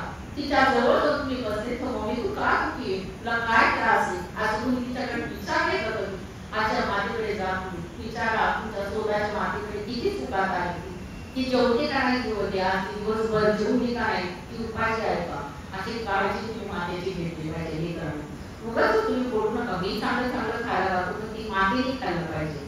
होय प्रियाने, आपल्या आईचा सन्मान कर, आपल्या आईचा आदर कर. आपल्याला बायबल मध्ये जुन्या करारापासून आज्ञा दिलेली, ती नवीन करारापर्यंत दिलेली, तिचा सन्मान कर, तिचा आदर कर म्हणून. आणि हे असं ना आपल्या ख्रिस्ती कुटुंबामध्ये तर कधीच होऊ देऊ नका. असं ख्रिस्ती जीवनामध्ये तुम्ही आपल्या आईचा अपमान करूच नका. हे चांगलं नाही. ज्या ज्या वेळेस तुम्ही तिला उपाशी ठेवतात ना, ती किती रडत असते, तिला असं वाटतं उपाशी ती राहते हो, तिला सवय झालेली असते उपाशी राहायची, पण तुम्ही तिला जेवण द्या या नका, ती तुम्हाला एका शब्दाने तो कधीच बोलणार. तिला फक्त ती भूक असते ना तुमच्या दोन गोड प्रेमळ शब्दाची.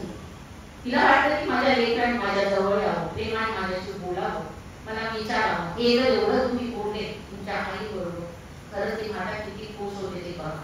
आणि तिला मिठी मारा, तर तुम्ही किती मोठे होऊ द्या तर तिला मिठी मारा. त्या मिठीमध्ये तिचा इतका आनंद होईल, रात्रभर ती माता झोपणारच नाही. तर ती म्हणते माझा मुलगा आला, मला भेटला, किती सुंदर बोलून गेला, मला मिठी मारली, माझ्याशी गोड बोलला, असं ती माता किती तिला आनंद होईल, हर्षभरीत ती माता होईल. असं लेकरांना आपलं जीवन असं करा की तिथे आईचा अपमान कधीच करू नका.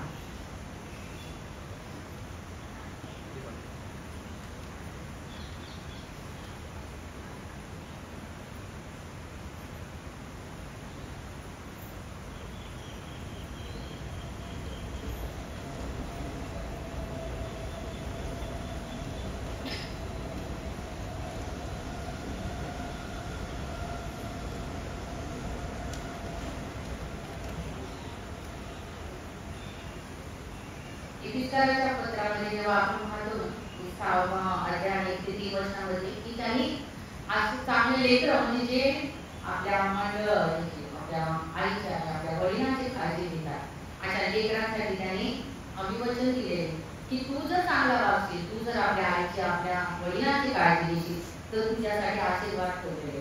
आणि अभिवचन म्हणजे काय तर आशीर्वाद आहे. जर तुला दीर्घायुष्य पाहिजे असेल, तर तुला आशीर्वाद पाहिजे असेल, तुझं कल्याण व्हायचं असेल, तुझ्या जीवनात तुला भरभराट हवी असेल आणि शांती पाहिजे असेल, तर विशेष म्हणजे काय तर तुझ्या आईचा सन्मान करायला पाहिजे, तुझ्या बाबाचा तुला सन्मान करायचा आहे. जर तू असं करशील तर तुला जास्त आयुष्य मिळणार आहे. जर तू असं करशील तर तू दीर्घायुष्य होणार आहे. लेकरांनो, प्रियांनो, या गोष्टी तुमच्या जीवनामध्ये गाठ मारून ठेवा की मी माझ्या आईचा, बाबाचा कधीच अपमान करणार नाही. मी ज्या वेळेस त्यांच्या संपर्कात येईल त्या त्यावेळेस त्यांचा आदर करेल, त्यांच्यावर प्रेम करेल, तिची काळजी घेईल. शास्त्र आम्हाला सांगतं की आईला जर तुम्हाला पाहायचं असेल ना तर काय माहिती का, देवाने आईचं उदाहरण दिलंय. आपल्याला काय पाहिजे, देवाला पाहिजे. यशया 66वा अध्याय आणि 13 वचन आपण पाहतो. देव म्हणतो की जशी आई आपल्या मुलाचं सांत्वन करते तसा मी तुमचे सांत्वन करीन. जर देव आईचं उदाहरण घेतो म्हणजे आई किती महान आहे ते बघा, आई किती महत्वाची आहे ते बघा. आणि आईसारखं सांत्वन दाता कोणी नाही, आईसारखा बेस्ट फ्रेंड कोणी नाही, आईसारखा शुभचिंतक या जगामध्ये कोणी नाही. तुम्ही तिच्याशी कसंही वागावं, कसंही तिला ट्रीट करा, त्याची परतफेड ना देव तुमच्याकडून घेणारच आहे. पण ती कधीही तुमच्या विरुद्ध जाणार नाही, ती तुमचं कधीही वाईट चिंता नाही, तुमचं कधीही वाईट होऊ देणार नाही. शेवटच्या श्वासापर्यंत ती तुमचं शुभ चिंतणार.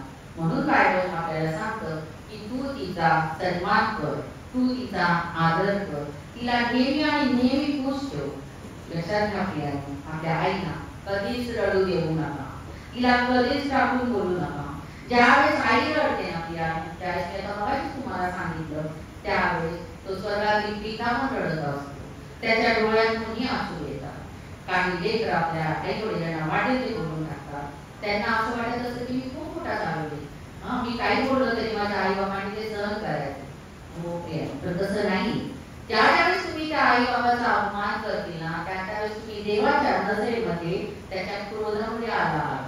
जर तुम्हाला कल्याण पाहिजे ना, तुम्हाला दीर्घ आयुष्य पाहिजे ना, आशीर्वाद जर तुम्हाला पाहिजे असतील तर न दिसणाऱ्या त्या स्वर्गाच्या देवाचा जसा तुम्ही सन्मान करतात ना तसा आपल्या दिसणाऱ्या त्या पृथ्वीवरच्या आईचा पण सन्मान करावा.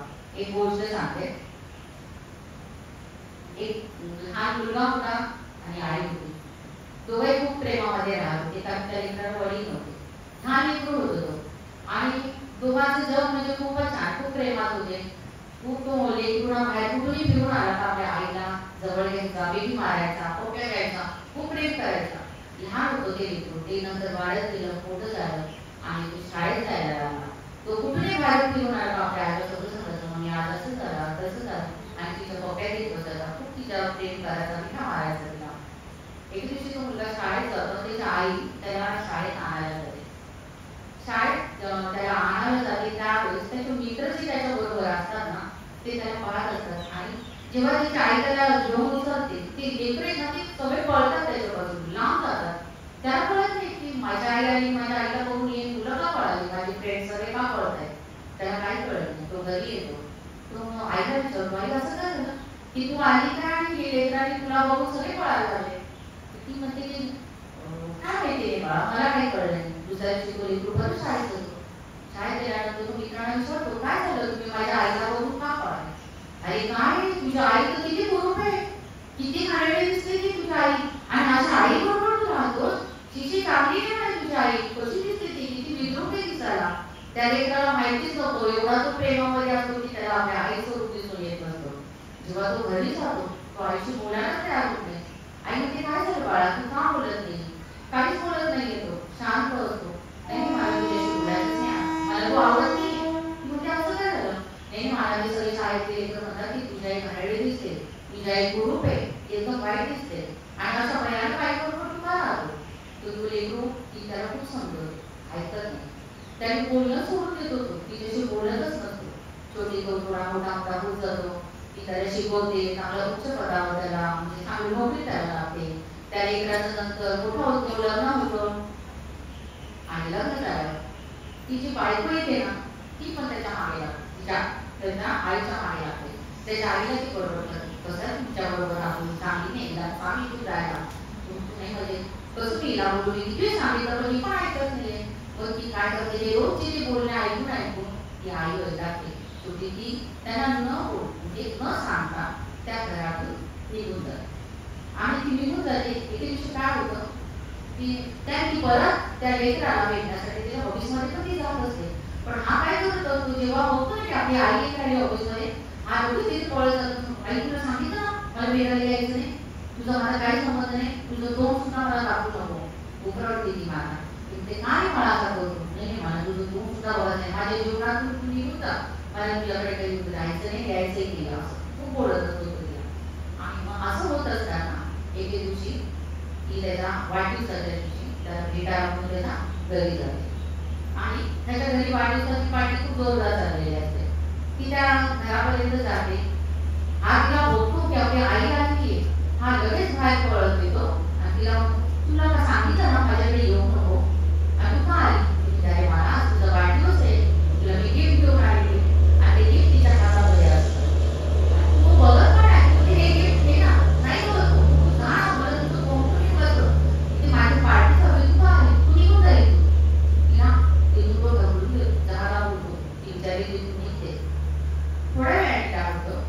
लेकराला फोन येतो आणि एक व्यक्ती त्याला म्हणतो की साहेब लगेच या तुम्ही आत्ताच्या आत्ता या. तो म्हणतो का काय झालं? तो या ना, मला काहीतरी सांगायचं, तुम्ही आता लगेच या. तो नाही तुम्ही मला सांगा की काय झालं. तो म्हणतो तुम्ही बाहेर या, मी मला सांगतो. तो बाहेर आल्यावर सांगतो की मला एक तुमच्या इथून एक व्यक्ती आता बाहेर गेलेली आहे ना, ती थोडीशी पुढे जात असताना रोड क्रॉस करत असताना तिच्या पुढून गाडी आली आणि त्या व्यक्तीचा ऍक्सिडेंट झाला. तू एक मिनिट शांतच म्हणाला, काय तुम्ही खरं बोलताय? हा म्हणे, जी व्यक्ती आता तुमच्या घरातून निघून गेलेली त्या व्यक्तीचा ऍक्सिडेंट झालेला आहे आणि ती त्या रस्त्यावर रक्ताच्या कारवाईत पडलेली. त्याला काही सुचत नाही, सारा तो धावत पळत त्या रस्त्यावर मग बघतो आपली आई त्या रक्तामध्ये पडलेली त्याला आणि तिच्या हातामध्ये कागद एक लेटर लिहिलेलं असतं, त्यावरती त्याचं नाव असतं. तो खूप रडतो. त्या आईला पहिले काय करतो, हरवतो, मम्मी उठ ना, मम्मी उठ ना, मला तुझ्याशी बोलायचं. आई तू उठ ना, तू का मला सोडून चालली? ती आई मेलेली असते. ज्यावेळेस ती आई रोज त्याच्याकडे जात असते, हा आपला डब्ल्यू देत असतो, तू जा, मला तुझा चेहरा बघायचा आहे, मला तुझ्याशी बोलायचं आहे. आणि जेव्हा ती मरते तेव्हा तो तिला हलवून हलवून उठवतो, आई उठ ना, मला तुझ्याशी बोलायचं. तर ती मेलेली असते, ती कशी उठेल? तो खूप रडतो आणि रडता रडता तो तिच्या हातामध्ये बघतो, त्याला एक लेटर दिसतं. ते लेटर जेव्हा तो उघडतो, त्या लेटर मध्ये तो वाचतो, आई स्टोरी एक लिहिलेली असते त्याच्यावर की तू जेव्हा लहान होताना, आपण एका घरामध्ये राहत असताना, छोटस घर होतं आणि त्या घरामध्ये राहत असताना त्या घराला आग लागली होती आणि आग लागली होती आणि त्यावेळेस तू त्या घरामध्ये होता आणि त्या घराच्या बाहेर होती. जेव्हा मी आगी बघते तर त्या आगीमध्ये त्या घरात आहे, मी कशाचाही विचार न करता त्या आगीमध्ये उडी मारली, म्हणजे त्या घरामध्ये घुसली, तुझ्यावर पाक घातली, तुला मी तिथून वाचवलं आणि तुला तिथून बाहेर काढत असताना तेव्हा माझा तो चेहरा त्या आगीमध्ये जळाला. बघा काय केले आईने त्या लेकरासाठी, त्या स्वतःच्या जीवाची पण तिने पर्वा केली नाही की मी त्या आगीत गेली तर माझं काय होईल, मी जिवंत राहील का मी मरेल, मला काहीच नाही. आज तिने विचार केला तर मी मरू द्या, ते बाळ मरेल तिथे त्या आगीमध्ये, कशा मी त्याला वाचू, मी जर गेली तर मी मरेल. पण त्या मातेने तसा विचार केला नाही. तिने आपल्या लेकरासाठी त्या आगीमध्ये उडी टाकलेली आणि त्या तिच्या लेकराला तिने वाचवले. पहिली अशी आई असते. जेव्हा ती आई जिवंत आहे ना तोपर्यंत तिची काळजी आहे. ती मेल्यावर तिच्या मातीवर जाऊन जेवण ठेवण्यात काही अर्थ नाही. ती मेल्यावर तिच्या नावाने अनेकांना साड्या देण्यात काही अर्थ नाही. जोपर्यंत आई जिवंत आहे तिची किंमत करा, तिचा आदर करा. की बायबलमध्ये सांगितलेले आपल्याला आज्ञा, जर तू तिचा आदर करशील, तिचा सन्मान करशील तर तुला दीर्घायुष्य मिळेल, तुझं कल्याण होईल.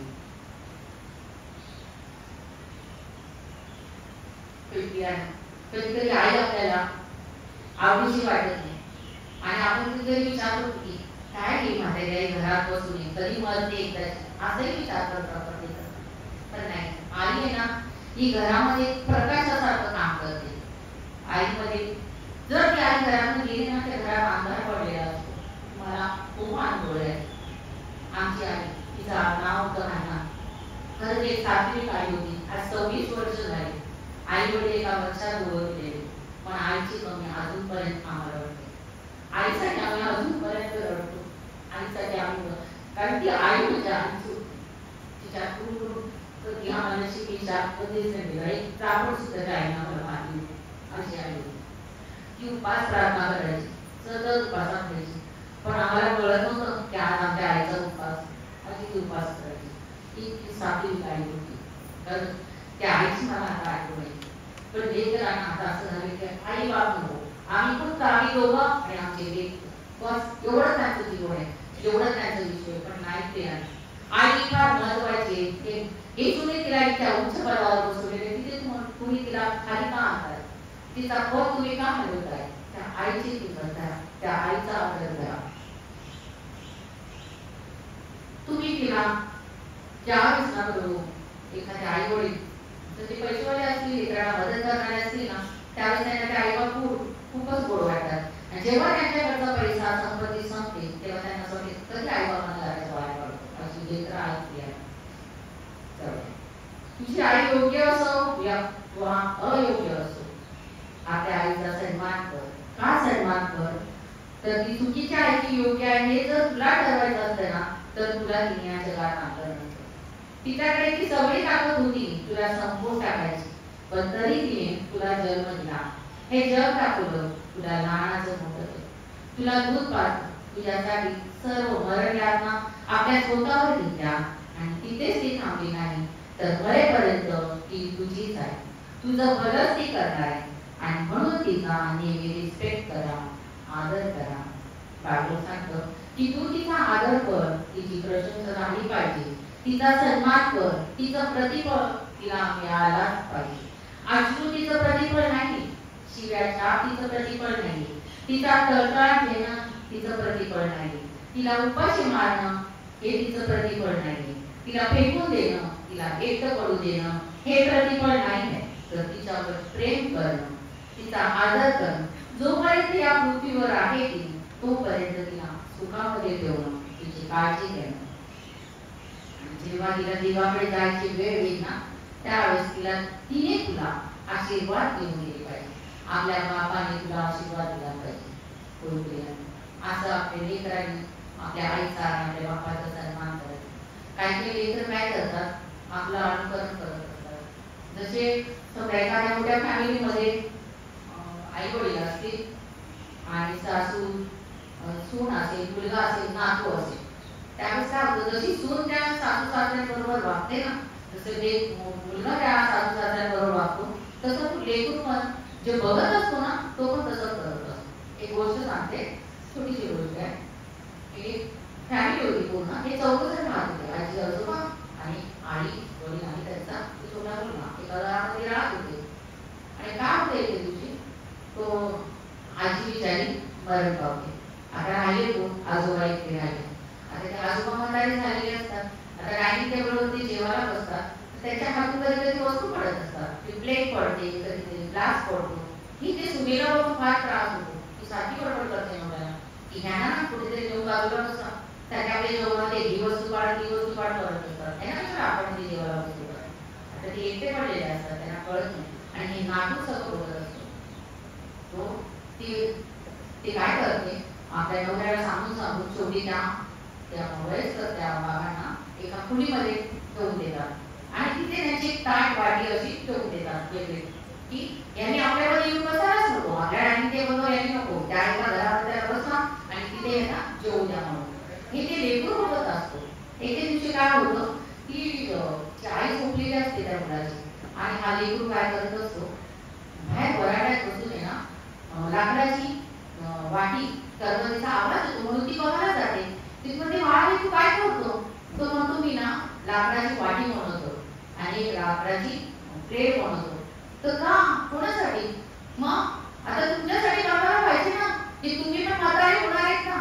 या तुम्ही बाबांना तिथे बसवले, त्याच्यासाठी तुम्ही प्लेट वेगळी ठेवलेली आहे, त्याच्या हातून प्लेट पडतात तुमच्या बरोबर, त्यांना तुम्ही डायनिंग टेबलवर बसवून देत नाही, मग तुम्ही पण म्हातारे होणार आहे. मला तुमची आता सोय करू द्या.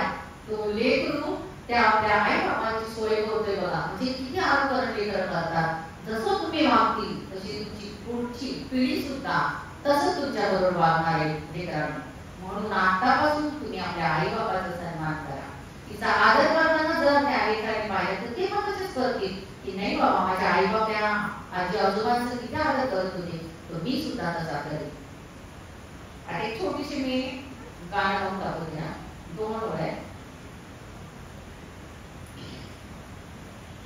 तूने जन्म दिया दूध अपना दिया, तूने जन्म दिया दूध अपना दिया, कैसे भूलूं मैं तेरा मकाम, इतना मीठा है माँ तेरा नाम, कितना प्यारा है माँ तेरा नाम, इतना मीठा है माँ तेरा नाम, कितना प्यारा है माँ तेरा नाम.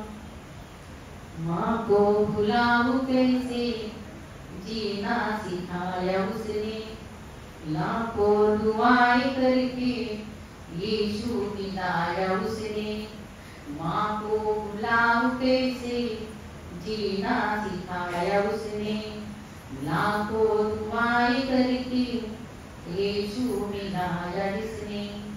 माँ मैं तो सदके तेरी, माँ मैं तो मारी तेरी, तू यहोवा का सच्चा इनाम है। कितना मीठा रे माँ तेरा नाम, कितना प्यारा रे माँ तेरा नाम, कितना मीठा रे माँ तेरा नाम, कितना प्यारा रे माँ तेरा नाम। थँक्यू. आता मी परिचारिकाचा पण दिवस आपण पाळतो त्याच्याबद्दल थोडक्यात सांगणार आहे.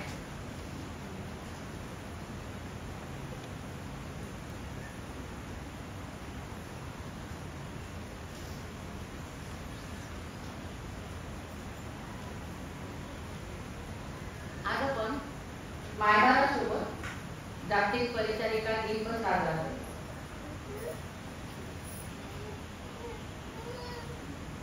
मातृदिनासोबत आपण परिचारिका दिन देखील साजरा करतो. रुग्णांची सेवा करणाऱ्या परिचारिकांबद्दल कृतज्ञता व्यक्त करण्यासाठी 12 मे हा दिवस आंतरराष्ट्रीय किंवा जागतिक परिचारिका दिन म्हणून साजरा केला जातो. आधुनिक नर्सिंगच्या फाउंडर लेडी फ्लोरेन्स नाइटिंगेल यांचा जन्मदिवस जागतिक परिचारिका दिन म्हणून साजरा करण्यात येतो. फ्लोरेन्स नाइटिंगेल यांनी आधुनिक नर्सिंगचा पाया रचला. सुखवस्तू कुटुंबात जन्मलेल्या फ्लोरेन्स यांना नर्स म्हणून रुग्ण, गरीब, पीडितांची सेवा करायची होती. त्यावेळी नर्स पेशाकडे सन्मानाने पाहिले जात नसे. 1851 मध्ये त्यांनी नर्सिंगच्या शिक्षणाला सुरुवात केली व 1853 मध्ये लंडनमध्ये महिलांसाठी रुग्णालय सुरू केले. 1854 मध्ये ब्रिटिश सैन्याच्या युद्धात जखमी सैनिकांची परिचारिकांच्या पथकाच्या सहाय्याने अतिशय काळजी घेतली. त्यांनी रुग्णालयाची परिस्थिती सुधारण्यासोबतच रुग्णांच्या स्वच्छतेकडे, खाण्यापिण्याकडे, जखमांच्या ड्रेसिंगवर, औषधोपचारांवर लक्ष दिले. त्यांची देखभाल केली. सैनिक त्यांना आदराने लेडी विथ लॅम्प म्हणायचे. 13 ऑगस्ट 1919 रोजी त्यांचं निधन झालं. त्यांचा जन्मदिवस त्यांच्या सन्मानार्थ परिचारिका दिन म्हणून साजरा करण्यात येतो. या खास निमित्ताने नर्सिंग क्षेत्रात उल्लेखनीय योगदान देणाऱ्या परिचारिकांना फ्लोरेन्स नाइटिंगेल पुरस्काराने सन्मानित केले जाते. काही महिला म्हणजे काही परिचारिका ह्या माता देखील असतात. त्या आपल्या मुलाबाळांची जशी काळजी घेतात तशीच इतर रुग्णांची देखील मायेने सेवा व देखभाल करतात. आपल्या चर्चमध्ये देखील अनेक परिचारिका सेवा देतात. त्यांना आज त्यांच्या सेवेसाठी मनापासून शुभेच्छा देत आहे. परमेश्वर त्यांना भरभरून आशीर्वाद आणि ही सेवा अखंड कार्यरत ठेवण्यासाठी त्यांना कृपा हो. एक छोटीशी कविता आहे परिचारिकेसाठी.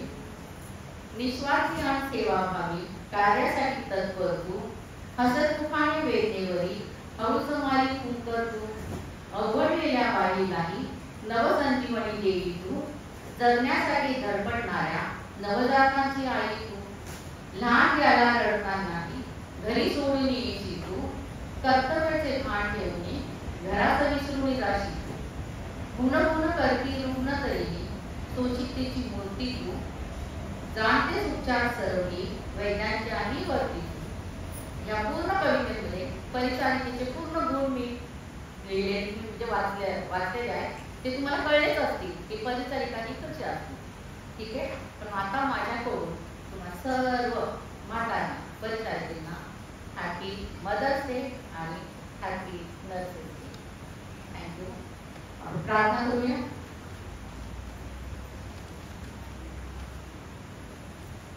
धन्यवाद धन्यवाद धन्यवाद. हे तुमच्या प्रेमळ आवडीला प्रभू मान स्तुतिवंत प्रभू राजा राजा धन्यवाद देते प्रभूजी. इतकं सुंदर रीतीने तुम्हाला चालवले प्रभू. वचनातून बोलण्यासाठी स्पर्श केला कामातून घेत असतो.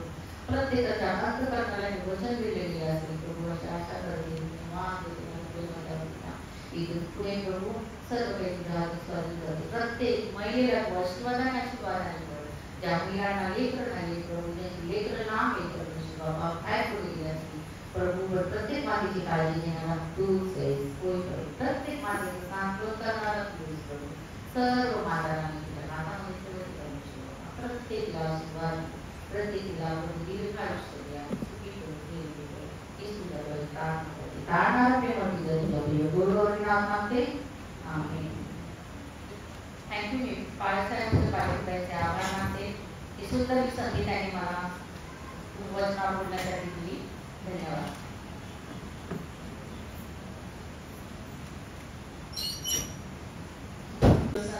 खूपच सुंदर असं तुम्ही आज आम्हाला मार्गदर्शन केलं, प्रभूच्या वचनातून शिकवण दिली.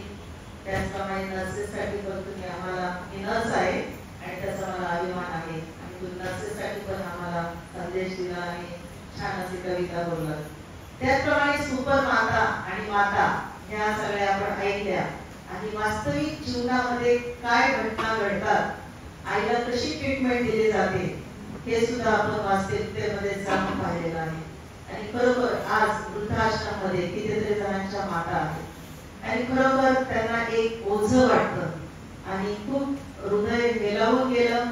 तुमच्या त्या बोलण्यातून कळकळ जाणवली की मुलं आपल्या आईशी कसे वागतात. आई कशी असो तर ती आई असते, आणि निस्वार्थी राहण्यासाठी त्याचप्रमाणे मुलांना चांगले संस्कार देणारी आई असते. मुलगा कसाही वागला तरी त्याला पुन्हा कवेत देणारी असते. आणि ह्या सगळ्या सुंदर अशा उदाहरणांबद्दल, त्याचप्रमाणे देवाच्या वचनातून तुम्ही मार्गदर्शन केलं त्याबद्दल धन्यवाद देते.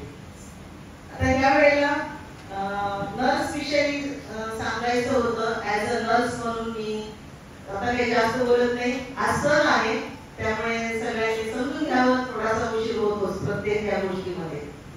तर आजचा हा विशेष दिवस आहे आणि एक थीम आहे आजच्या इंटरनॅशनल नर्सेस डे विषयी 2024 साठी.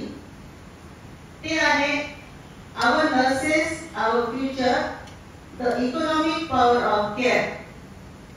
आमच्या परिचारिका आपले भविष्य, काळजी आणि आर्थिक शक्तीची. त्याचप्रमाणे 6 मे आणि 12 मे हा एक आठवडा साजरा केला गेला. नर्सेस मेक द डिफरन्स त्याचं एक थीम होतं. यामध्ये जी असमानता आहे, जी तफावत आहे, जी फरक आहे, ते नुसता पैसा मिळतो म्हणून नर्सेसने ठेवू नये, तर ह्या जे तफावती आहेत त्याच्यामधून त्यांनी डिफरन्स करावा आणि त्यानुसार त्यांनी सेवा द्यावी, हाच उद्देश आहे. तर 12 मे आंतरराष्ट्रीय परिचारिका दिन म्हणून साजरा केला जातो. जगभरामध्ये 130 पेक्षा जास्त राष्ट्रीय नर्सिंग असोसिएशन फेडरेशन हे कार्यरत आहे. 28 दशलक्षाहून अधिक परिचारिकांचे हे प्रतिनिधित्व करते. ICN म्हणजे या ठिकाणचे जे अध्यक्ष आहेत डॉक्टर पामेला सिप्रियानो यांनी हे थीम निवडलेलं आहे. आणि ह्या थीम मध्ये त्यांनी आपल्याला आव्हान केलेलं आहे की आरोग्य सेवेचा हा कणा असूनही, नर्सेस हे आरोग्य सेवेचा कणा असूनही नर्सिंगला अनेकदा आर्थिक अडचणी आणि सामाजिक अवमूल्यांना सामना करावा लागतो. म्हणून ह्यावेळी हे थीम घेतलेलं आहे. आता आपण पाहतो की प्रत्येक ठिकाणी आपल्याला एक स्कीम असते की स्टार हेल्थ इन्शुरन्स किंवा कुठला इन्शुरन्स किंवा सरकारने काही योजना काढलेल्या असतात, परंतु त्या कितपत राबवल्या जातात आणि त्याचा परतावा परत मिळतो की नाही ह्याच्यामध्ये सरकार पण शासक असतं, त्याचप्रमाणे आपले जे सामान्य लोक आहेत त्यांना सुद्धा कळत नाही की त्याच्या सुविधा काय आहेत आणि त्या लोकांपर्यंत परताव्यासाठी परत आपण जेव्हा करतो तो मिळत नाही. आणि काही जणांनी ती गुंतवणूक केलेली असते, तर ती गुंतवणूक परत मिळण्यासाठी समजा 50,000चा जर आपण इन्शुरन्स काढला तर 4 लाखाचा आपल्याला जो फायदा होतो ते लोकांपर्यंत कळत नाहीये. म्हणून हा उद्देश एक ठेवलेला आहे. तर तुम्हाला एक मी हे सांगते की एक टॅग तयार केलेला आहे. या टॅगला फक्त तुम्ही सगळ्यांनी मिळून लाईक करा आणि ते तुम्ही प्रत्येकाला शेअर करा. हॅशटॅग म्हणजे 2 अशा उभ्या लाईनी आणि आडव्या लाईनी. IND फुल मध्ये द्यायचं. I international, N for nurses आणि T हॅशटॅग जो आहे तो पुढे पुन्हा एकदा काढायचा आणि आवर नर्सेस आवर फ्युचर वापरून ते तुम्ही त्यांना आवाहन करा. ही तुम्हाला नम्र विनंती. थँक्यू, धन्यवाद. यावेळेला आपण सर्वजण उभा राहूया दानपान घेण्यासाठी. आणि दानपान घेत असताना गीत क्रमांक 408 सिस्टर ज्योत्स्ना देवाच्या वचनातून बोलत असताना मला देवबापाने काही गोष्टी सुचवल्या आणि त्या मायवा निमित्ताने सुचवल्या आणि बरोबर त्यांचं एक वाक्य मला बरं वाटलं आणि तिथून माझ्या विचारांना सुरुवात झाली आणि ती म्हणजे त्या बोलताना म्हणाल्या की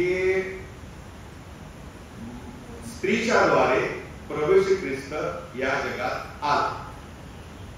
बस तेवढंच एक वाक्य माझ्या मनात आलं आणि मग मी वरती पाहायला लागलो, इकडे पाहायला लागलो, विचार करायला लागलो की असं का, स्त्रीच्या द्वारे का आला, स्त्रीमध्ये काय वैशिष्ट्य आहे.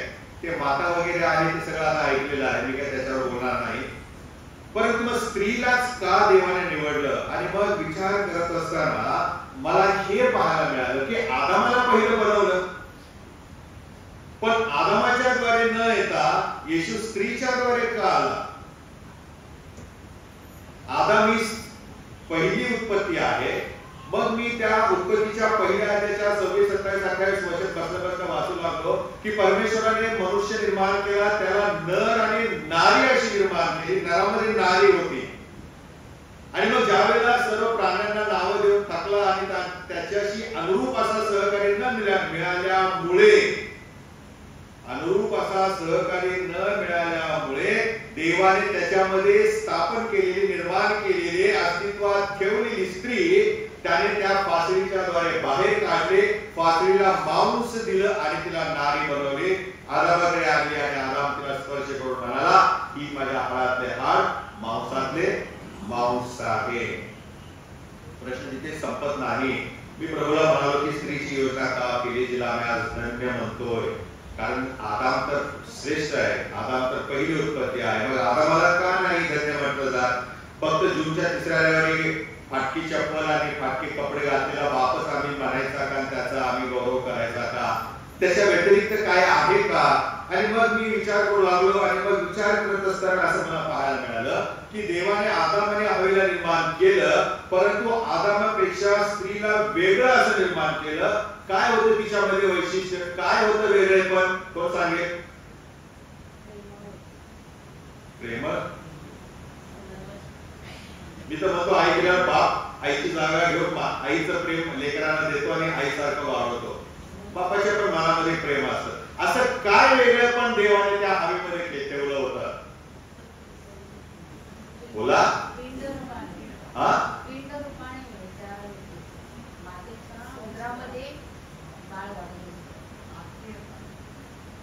स्त्रीला निर्माण केलं आणि पुरुषाला निर्माण केलं. स्त्रीला पुरुषाला असं म्हटलेलं आहे की सर्वश्रेष्ठ निर्माण केलं, पण त्याच्यापेक्षा स्त्रीला जास्त श्रेष्ठ केलं. कारण जे मनुष्यामध्ये पुरुषामध्ये नाही ते स्त्रीमध्ये परमेश्वराने दिले, ते म्हणजे गर्भाशय. काय दिलं. गर्भाशय, युटेरस. हे काढून टाका स्त्रीमधून, काय होईल. हे वैशिष्ट्यपूर्ण शरीरातला जो भाग आहे ना, ह्या भागामुळे आणि ह्या भागाभोवती सर्व विश्वाची रचना आणि सगळ्या गोष्टी प्रियानो गुंडाळलेल्या आहेत, परमेश्वराने रचलेल्या आहेत. उगाच नाही मातेला मी धन्य म्हणतो. मग परमेश्वराने मला दाखवलं की शी इज स्पेशल. माता ही वैशिष्ट्यपूर्ण आहे कारण तिच्यामध्ये प्रभूने गर्भाशय घेऊन तिला पुरुषापेक्षा वेगळं केले. ते सहकार्य, अनुरूप वगैरे वगैरे त्या सगळ्या इतर गोष्टी आहेत, त्याच्यावरती मला आज बोलायचं नाहीये. पुढच्या वर्षी मी बोलणार आहे, मी आहे. आणि मग असं म्हटलेलं आहे की परमेश्वराने स्त्रीला निर्माण केलं आणि त्यामध्ये तिच्यामध्ये गर्भाशय दिलेला आहे, परंतु हे गर्भाशय मनुष्यामध्ये घातलं नाही. आजचे डॉक्टर प्रयत्न करतात स्त्रीचं युटेरस पुरुषामध्ये घालायचं, काहीतरी वेगळा प्रकार करायचा, पण ते अजून शक्य झालेलं नाही. आणि म्हणून मग आम्ही पाहतो की स्त्री ही जननी झाली. काय झाली. स्त्री ही त्या गर्भाशयामुळे जननी झाले. आणि मग असं म्हटलेलं आहे उत्पत्तीचा पुस्तक 3 अध्यायामध्ये की त्या स्त्रीला जी जननी झाली तिला परमेश्वराने शाप दिला. उत्पत्तीचा पुस्तक 3 अध्याय 16 वचन. काल कुठेतरी पटकन 3 अध्याय 16 वचनामध्ये ज्या वेळेला त्या स्त्रीच्या द्वारे पाप झालं त्यावेळेस काय झालेलं आहे, परमेश्वराने काय केलं. मी पुन्हा ते वाचलं, मी वेगळं टाईप केलं होतं. पुन्हा वाचत असताना परमेश्वराने नाही हे चूक आहे, असं नाही असं सांगायला पाहिजे. काय लिहिलेलं आहे 3 अध्याय 16 वचन. तो स्त्रीला म्हणाला, मी तुझे दुःख व तुझे गर्भधारण बहुगुणित करीन. तू क्लेशाने लेखित असतो. बघा ज्या गोष्टीमुळे परमेश्वराने त्या स्त्रीला वेगळं पण केलं होतं, जे गर्भाशय दिलं होतं ते शापित केलं. ते काय केलं, शापित केलेलं आहे. जी स्पेशालिटी होती स्त्रीमध्ये, जे वैशिष्ट्यपूर्ण होतं ते शापित केलं. मी प्रभूला बसल्या बसल्या विचारलं का तिला तिच्या शरीराचा दुसरा अवयव तुला दिसला नाही का, गर्भाशय तू का शापित केलं. त्या जननेंद्रिय ज्याच्याद्वारे विश्वाची रचना तू होऊ घातली होतीस त्यालाच तू का शापित केलेला आहे. वेगळा भाग का नाही शरीराचा मिळाला. आणि मग ते करत असताना, विचार करत असताना मग परमेश्वराने हा प्रश्न केला की हा गर्भाशय असं का केलं होतं. काही लोक म्हणतात की त्या स्त्रीचा सैतानाशी शारीरिक संबंध आला आणि म्हणून देवाने त्या स्त्रीला शाप दिला. पण शास्त्र असं शिकवत नाही. हे रॉंग थिअरी आहे. सैतानाने तिच्याशी संबंध ठेवला आणि म्हणून मग पाप घडलं, चूक आहे. कारण त्याच्या अगोदरच्या वचनामध्ये पहिल्या अध्यायामध्ये जेव्हा नारी निर्माण केली त्यावेळेला देवाने पाप घडण्याच्या अगोदरच त्यांना आशीर्वाद दिला, बहुगुणित व्हा, फलद्रूप व्हा. मग इथे प्रभूने ज्यामुळे वैशिष्ट्यपूर्ण असं स्त्रीला बनवलं, जिला आम्ही आज धन्य म्हणतो, ज्याच्या भोवती सगळा आजचा उपदेश अवलंबून होता, त्या गर्भाशयाला शापित का केलं. थोडासा विचार मी पुढे आणखीन केला आणि मग परमेश्वराने मला हे सांगितलं की प्रभू येशू ख्रिस्त त्या म्हणाल्या की मातेचा, स्त्रीचा उपयोग येशूला येण्यासाठी केला. हा पहिला भाग आहे. गर्भाशयामध्ये प्रभू येशू ख्रिस्ताची वाढ व्हावी, त्याची तो गर्भधारण त्याची व्हावी आणि त्यामधून तारणारा जन्माला यावा ही परमेश्वराची योजना होती. आणि म्हणून सृष्टीच्या सुरुवातीला पहिल्या स्त्रीमध्ये देवाने गर्भाशय ठेवलं. पण प्रश्नाचं उत्तर मिळालं नव्हतं. शाप का दिला, शाप का दिला. जे सौंदर्य होतं ना तेच परमेश्वराच्या दृष्टीने पाप केल्यामुळे शापित झालं का, नाही. गर्भाशयाला शाप दिला नाही. ते परत वचन वाचा. त्या स्त्रीला शाप दिलेला आहे आणि असं सांगितलेलं आहे की तू पुत्र प्रसवशील, त्यावेळेला तुला गर्भधारणाच्या त्या काय होतील, प्रसूतीच्या वेदना होतील. That is a punishment. गर्भाशय शापित केलेलं नाहीये. जर ते शापित केलं असतं तर धुण्याची प्रक्रिया परमेश्वराला करावी लागली असती, कारण त्याच गर्भाशयामध्ये येशू जन्माला येणार होता. आणि म्हणून स्त्रीला शापित केलं, गर्भाशयाला शापित केलं नाही. परंतु त्या गर्भाशयामधून येशू ख्रिस्ताला आणलेला आहे यासाठी की तारणारा जन्माला यावा आणि त्याच्या जन्माच्या द्वारे सर्व मानवांच्या पातकांची भूत, वर्तमान, भविष्य यांची क्षमा व्हावी. आणि म्हणून ही सुंदर योजना परमेश्वराने केलेली आहे. मरियेच्या उदरामध्ये, मरियेच्या शरीरामध्ये असलेल्या गर्भाशयाने व्हायटल रोल प्ले केलेला आहे. अतिशय महत्वाचा भाग तो परमेश्वराने ठेवलेला आहे आणि महत्वाची घटना त्या ठिकाणी झालेली आहे. रॉबीच्या लग्नात मी यावरती बोलणार आहे संध्याकाळी. या ऐकायला थोडंसं वेगळं असेल त्याच्यामध्ये. आणि मग आम्हाला हे पुढे पाहायला मिळतं की मरियेचं गर्भाशय प्रवेशच्या जन्मासाठी देवाने वापरलं आणि मग त्याच्यानंतर त्याला इतर बहीण भावंड झाली. इतर बहीण भावंड झाली. मग वधस्तंभावरती आम्ही ऐकलं की येशूने आपल्या आईचा सांभाळ करण्यासाठी योहानाची निर्मिती केली आणि आईची काळजी घेतलेली आहे. कारण येशूची आई मरिया ही होती आणि तिच्या शरीरातील जो महत्वाचा भाग आहे, ज्याच्यामुळे तिला स्त्रीत्व प्राप्त झालं, ज्याच्यामुळे त्याला जन्म घेता आला, त्या पवित्र गर्भाशयासाठी त्याची जाण येशू ख्रिस्ताने ठेवली आणि त्या मरियेचा आपल्या आईचा त्याने सांभाळ केलेला आहे, तिची काळजी घेतलेली आहे. तिचं गर्भाशय प्रभू येशू ख्रिस्ताच्या वाढीसाठी, जन्मासाठी अतिशय महत्वाचं ठिकाण ठरलेलं आहे. आणि म्हणून देवदूत पण म्हणाला की तू सर्व स्त्रियांच्या मध्ये धन्य आहे. त्यांना गर्भाशय नाही असं तर भाग नाही, पण तुझ्या गर्भाशयाचा उपयोग तारणाऱ्याच्या जन्मासाठी झाला. पण म्हणून काय गर्भधारणेच्या वेदना थांबल्यात का हो? नाही. आम्ही पर्यायी मार्ग शोधून काढायचे, सिजर करायचं, पोट पाडायचं, बाहेर काढायचं, परंतु वेदनाच आहेत प्रियानं. आणि म्हणून या ठिकाणी आम्ही पाहतो की परमेश्वराने त्या मरियेच्या उदरामध्ये, गर्भाशयामध्ये येशूचा जन्म होऊ दिला आणि प्रियानो त्याद्वारे आम्हाला तारण प्राप्त झालेलं आहे.